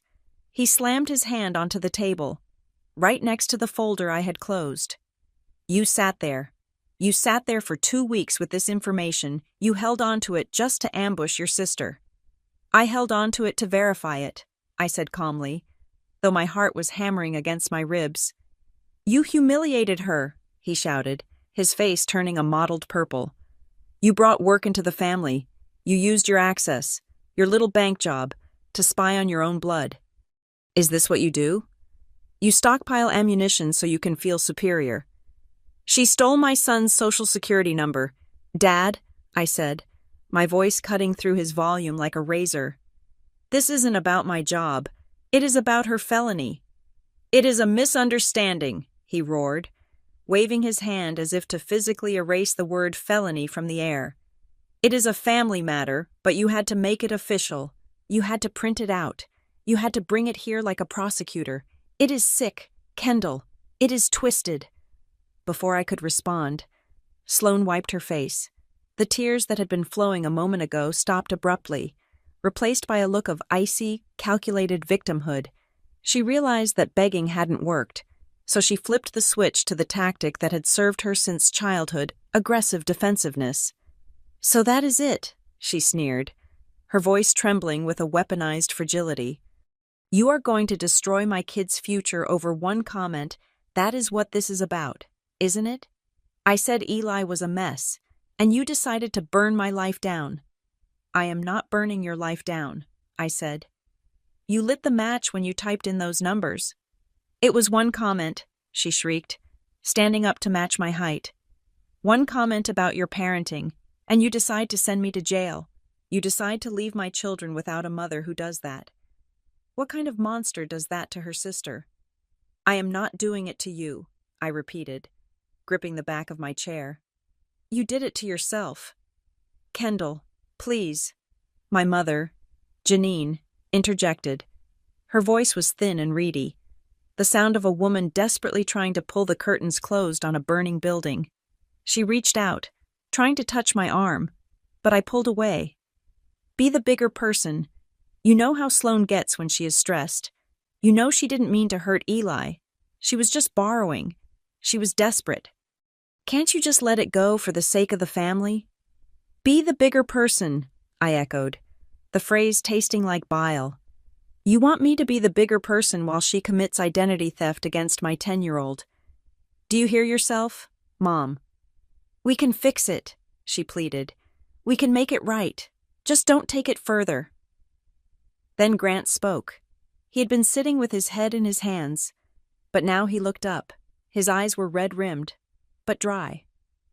He looked at me, and for a second, I thought I saw a glimmer of shared reality. I thought he was going to apologize. "Can you make this go away?" he asked. I stared at him. He didn't ask, "Is Eli okay?"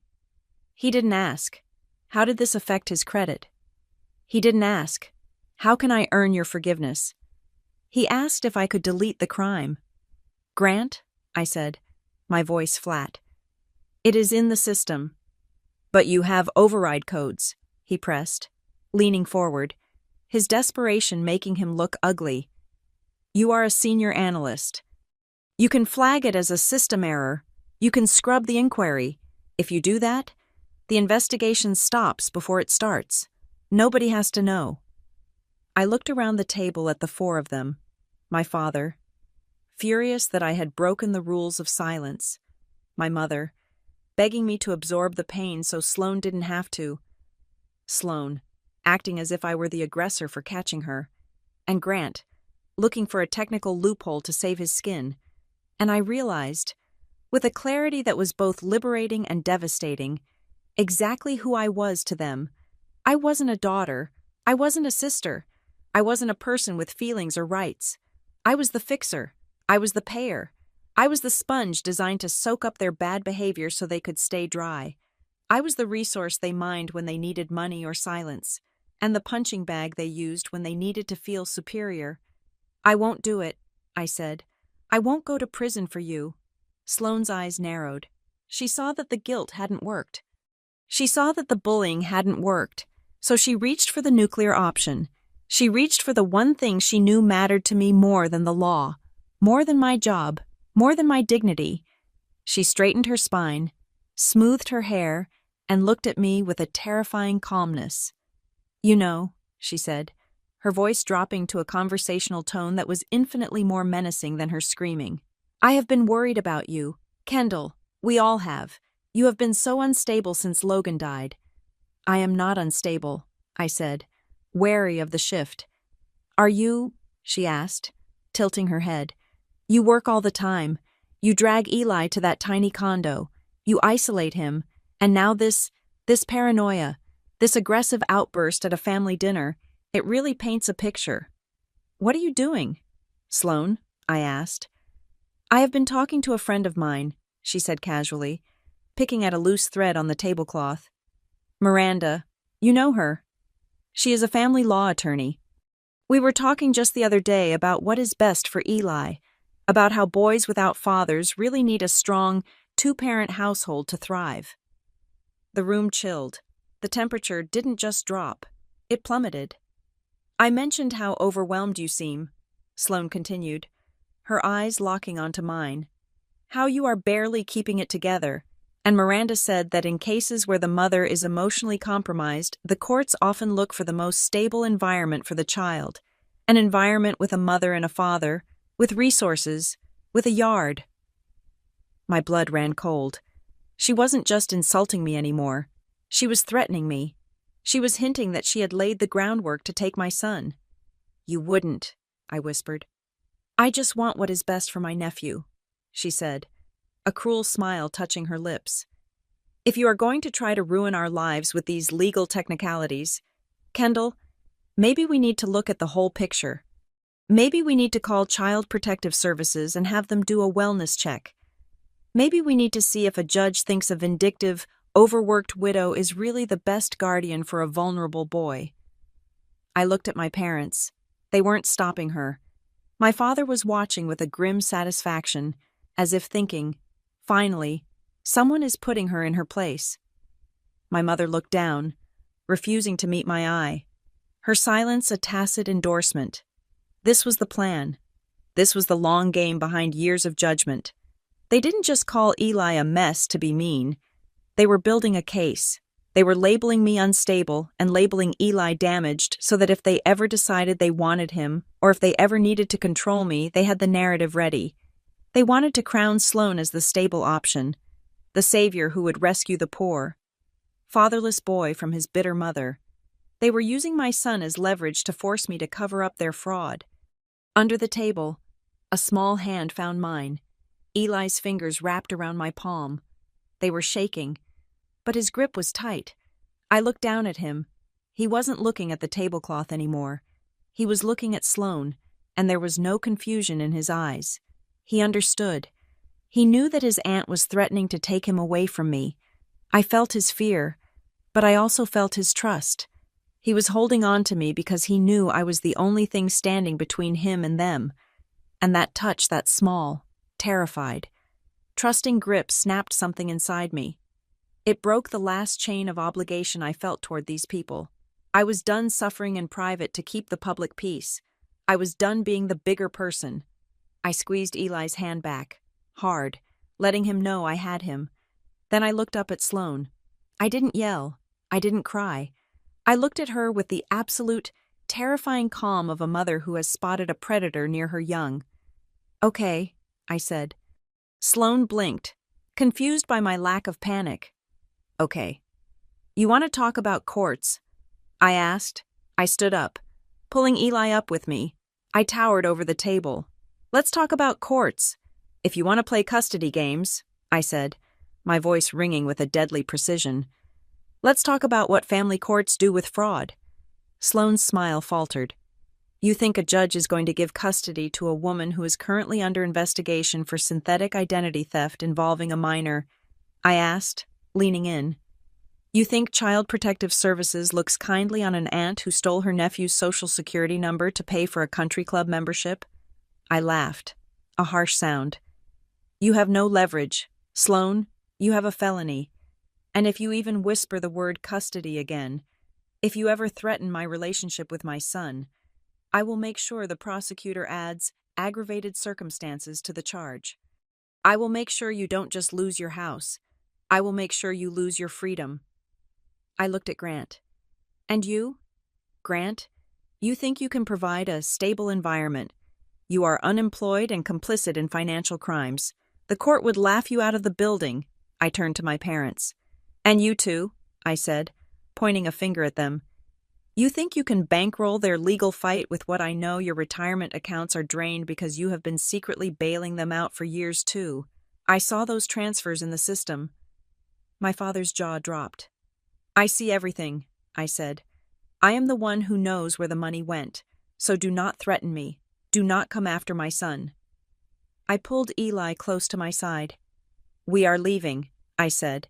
"And if any of you try to contact us before I get that confirmation that the application has been withdrawn, the next person you speak to will be the FBI."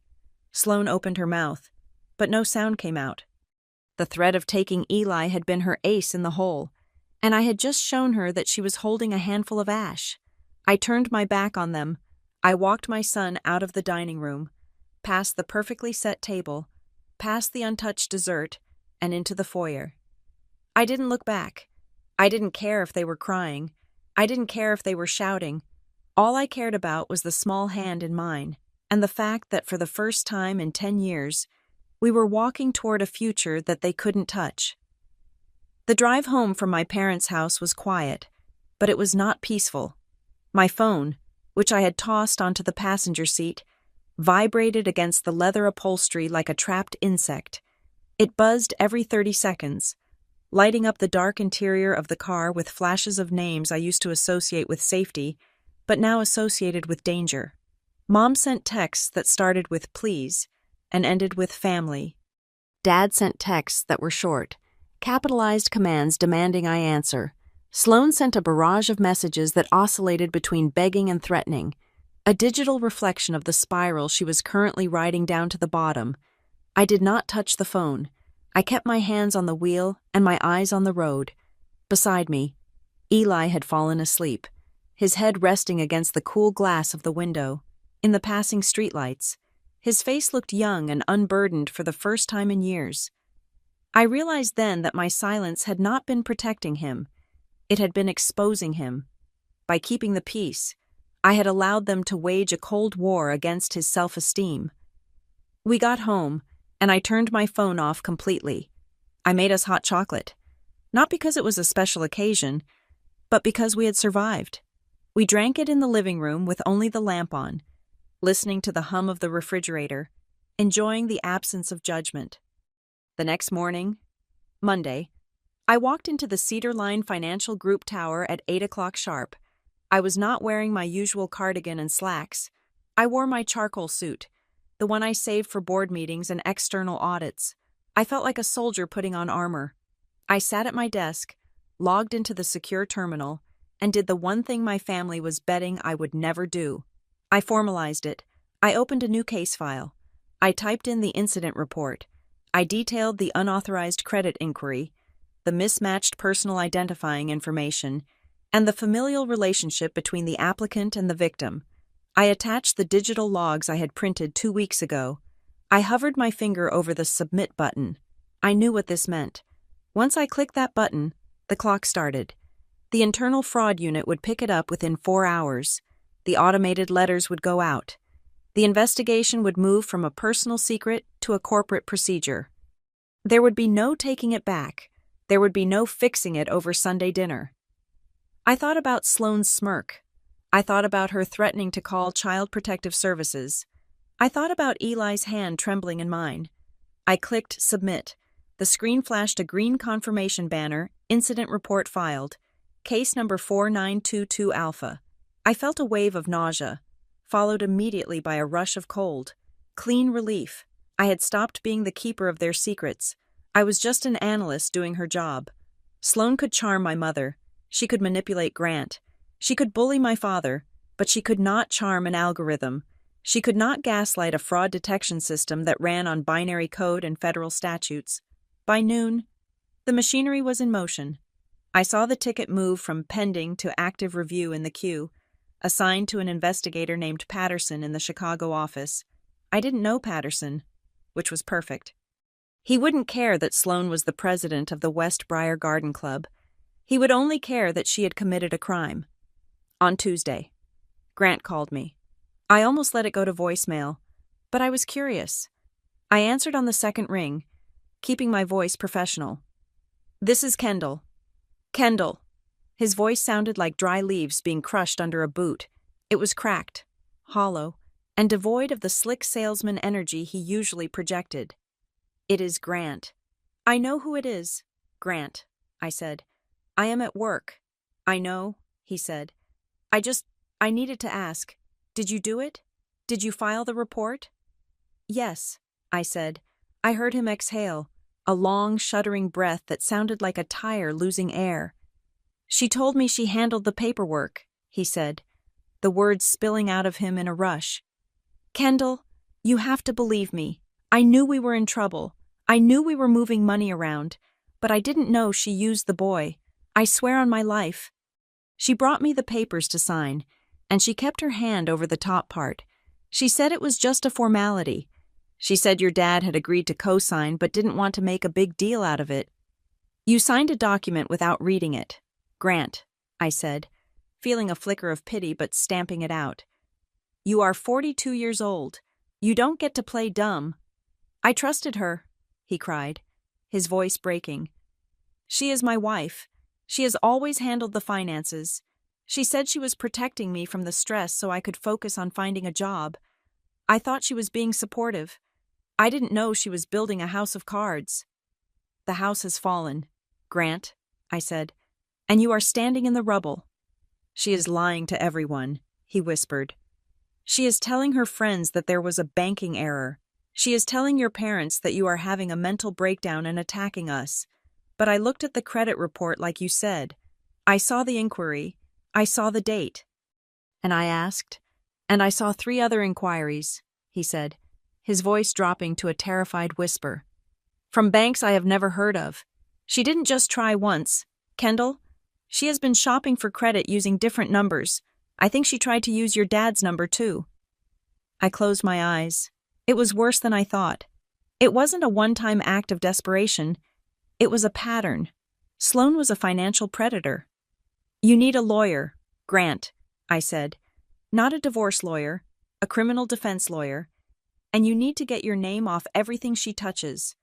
I don't know what to do, he wept. Everything I thought we had it is all fake. The equity is gone. The savings are gone. We are negative. Kendall, we are drowning. I know, I said. I tried to tell you. I hung up.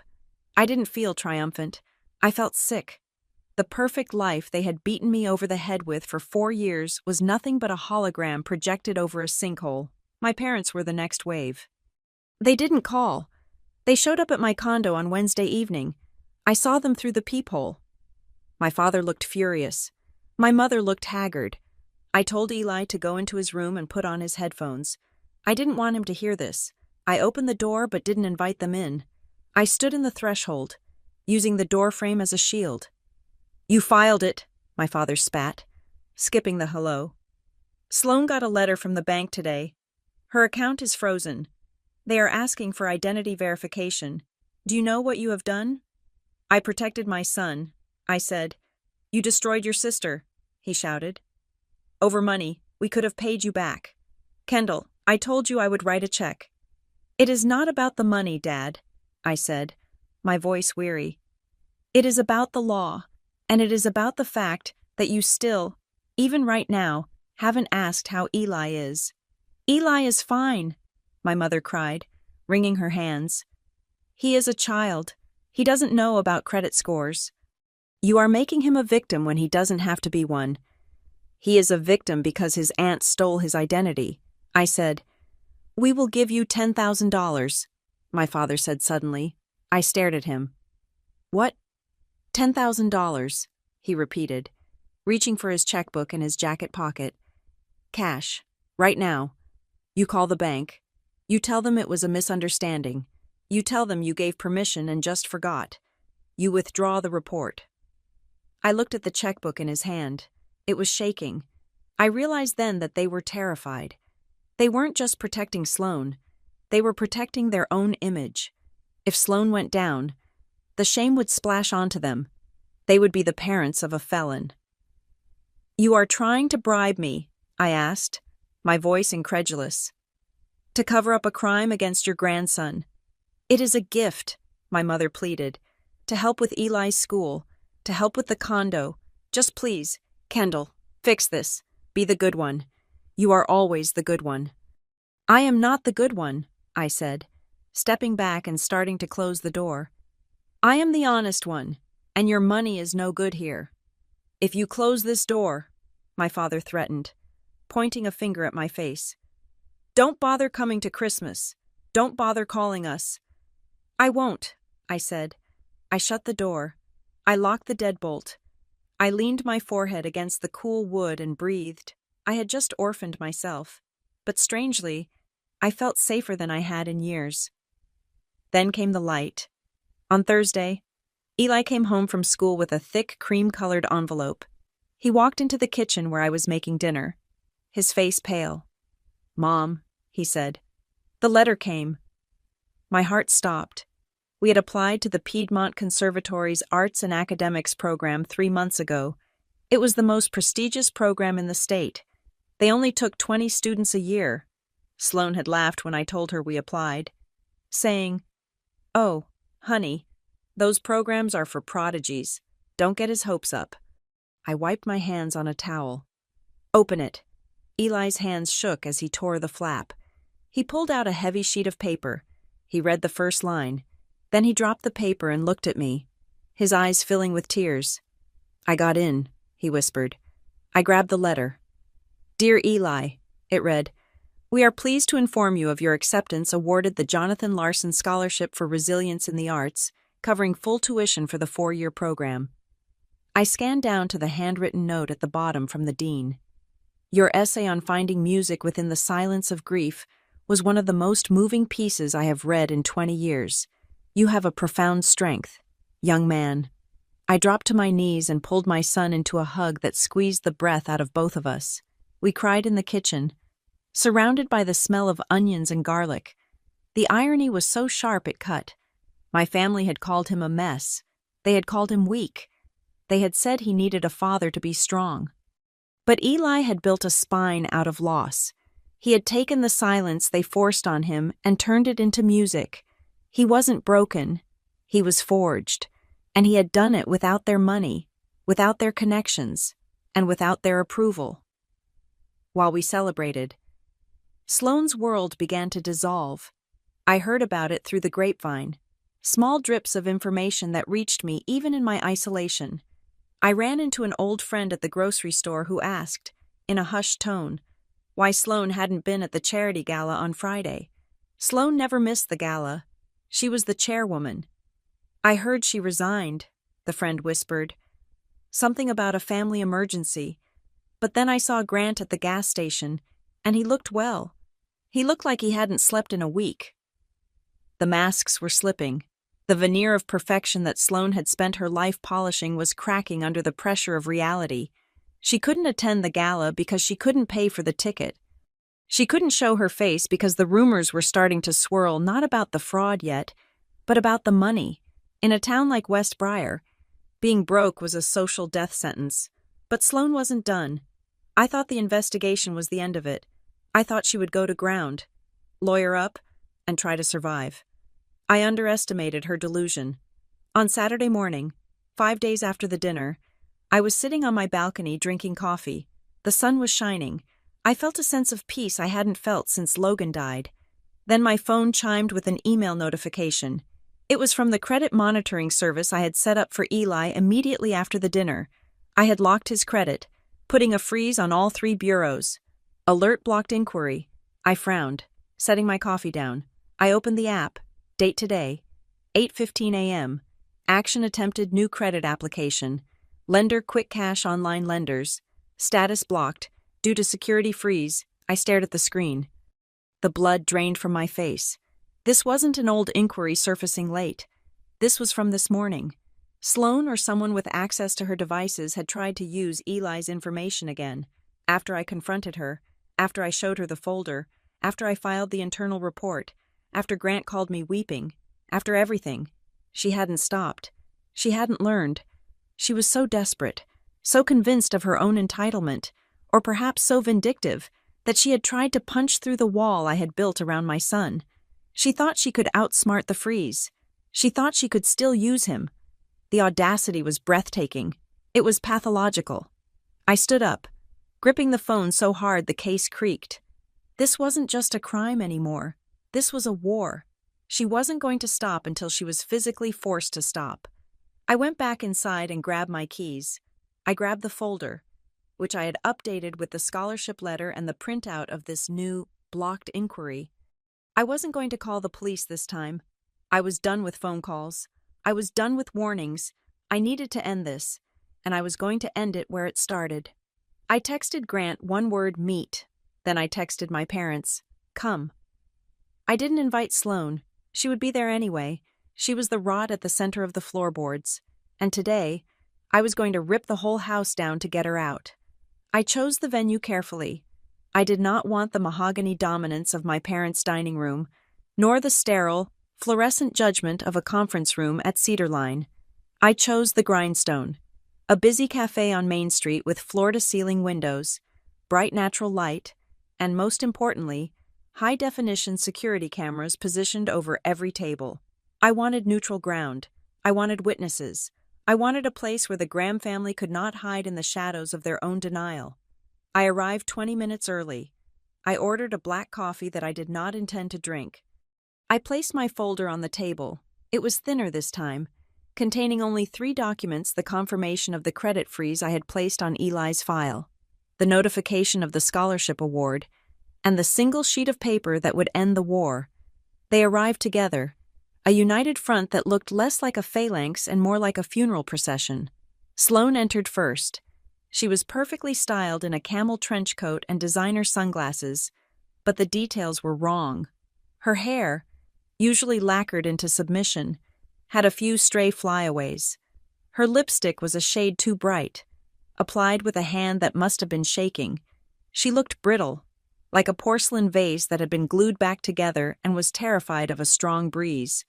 Grant followed her. He looked hollow. His skin had a gray, pasty quality, and his eyes were sunken, rimmed with the dark circles of a man who had spent the last 5 nights staring at the ceiling, wondering when the police were coming. My parents brought up the rear.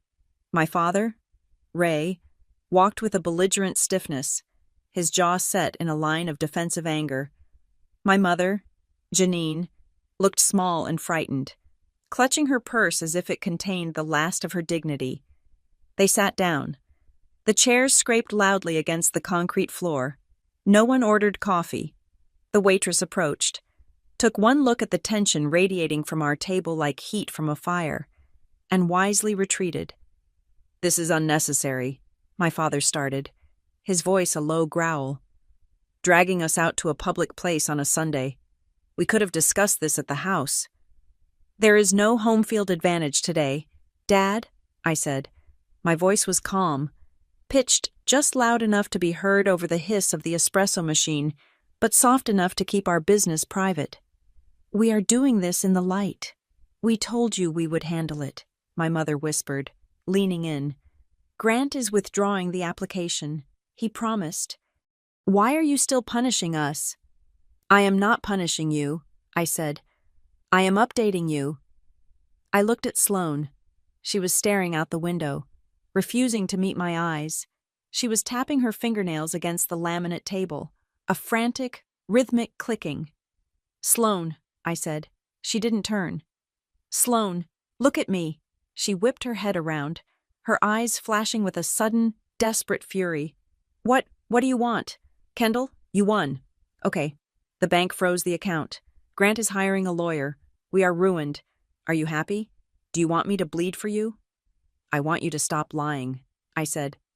"I stopped," she hissed. "I haven't touched anything. I have been in bed for 3 days." "That is a lie," I said. I picked up the single sheet of paper, the printout of the blocked inquiry from Saturday morning. I slid it across the table. It stopped right in front of Grant. "This happened after Sunday," I said. "This happened yesterday morning, at 8:15. Grant looked down at the paper. He read the text. Attempted new credit application. Lender Quick Cash Online. Applicant Eli Graham. Status blocked. The color, what little was left of it, vanished from his face. He stared at the paper for a long time, his brain trying to process the timeline. Sunday dinner was the explosion. Monday was the report. Wednesday was the plea for mercy. And Saturday was this. Grant turned to Sloane. His movement was slow, mechanical. He looked stunned, like a man who had just been stabbed by someone he was hugging. "You said you stopped," Grant said. His voice was barely audible. "Sloane, You swore to me. You swore on the boys' lives that it was over. Sloane froze. She looked at the paper, then at Grant, then at me. For a second, I saw the gears turning, looking for an excuse, a scapegoat, a glitch, but there was nowhere to go. The timestamp was absolute. She stammered. I just needed to cover the retainer for the lawyer. They wouldn't take a check. Grant, I had to find the money somewhere. So you tried to steal from him again? Grant asked, his voice rising. After everything, after Kendall warned us, after I begged you. I didn't have a choice, Sloane snapped, slamming her hand on the table. The sudden noise made a couple at the next table look over. Sloane didn't care. The mask was gone. She was raw. Ugly rage. Do not look at me like that, she screamed at Grant. I did this for us. I did this to keep this family afloat because you couldn't get a job. You think this is easy. You think I like scrambling like a rat. I have carried the weight of this image for 10 years. Grant, I have to be perfect because you are mediocre. She turned on me, her eyes wild. And you, she spat. You self-righteous, bitter little widow. You think you are so noble. You are just jealous. You have always been jealous. You wanted to see me fail because it makes your sad little life look better. You pushed me to this. If you hadn't been so judgmental, if you hadn't made me feel like I had to compete, I wouldn't be in this position. Stop it, my father shouted. The table went silent. My father was breathing hard, staring at Sloane. He looked horrified. He had spent his life defending her, framing her cruelty as strength and her greed as ambition. But this screaming, blaming, chaotic mess in the middle of a coffee shop, he couldn't spin this. Sloane, my father said, his voice shaking. You tried to use Eli's number yesterday. I had to, she cried. It is just a number. Dad, who cares? He is 10. He doesn't need credit. He is your nephew, my mother whispered, tears streaming down her face. He is family. I am family, Sloane shrieked. I am the one you are supposed to protect, not him, me. I watched her unravel. It was tragic, in the classical sense. She was a woman who had bought into a lie so completely that she was willing to cannibalize her own blood to keep it alive. You are done, I said. My voice was not loud, but it cut through her hysteria like a guillotine. You do not get to use my child's name to fund your illusion, I said. Not once, not ever again. I opened the folder again and took out a notepad. I placed it on the table. Here is how this ends, I said. There is one path forward where I do not walk out of here and drive straight to the police station to file a supplemental report for the second attempt. That second attempt proves intent. Sloane, it proves you are a habitual offender. No judge on earth would give you probation for that. Sloane was panting, her chest heaving, but she was listening. The word police had pierced her fog. 1, I said. You will sign a formal admission of guilt for the bank, not a vague apology. A specific admission that you, and you alone, used Eli's information without authorization. This clears Eli's record permanently. It ensures that no matter what happens to you, his history is scrubbed clean. I looked at Grant. 2, Grant, you will set up a restitution plan. I don't care if you have to sell the house. I don't care if you have to sell the cars. You will pay back every cent of the debt you accrued in the last 6 months so that no creditors come looking for my son. I will, Grant said immediately. I will list the house tomorrow. And 3, I said, looking at my parents, then at Sloane. No contact. What? My mother gasped. Sloane is not to come near Eli, I said. No surprise visits, no phone calls, no showing up at his school recitals, no family dinners, until she has completed therapy and I have seen proof of change. She does not exist to him. She is a danger to him.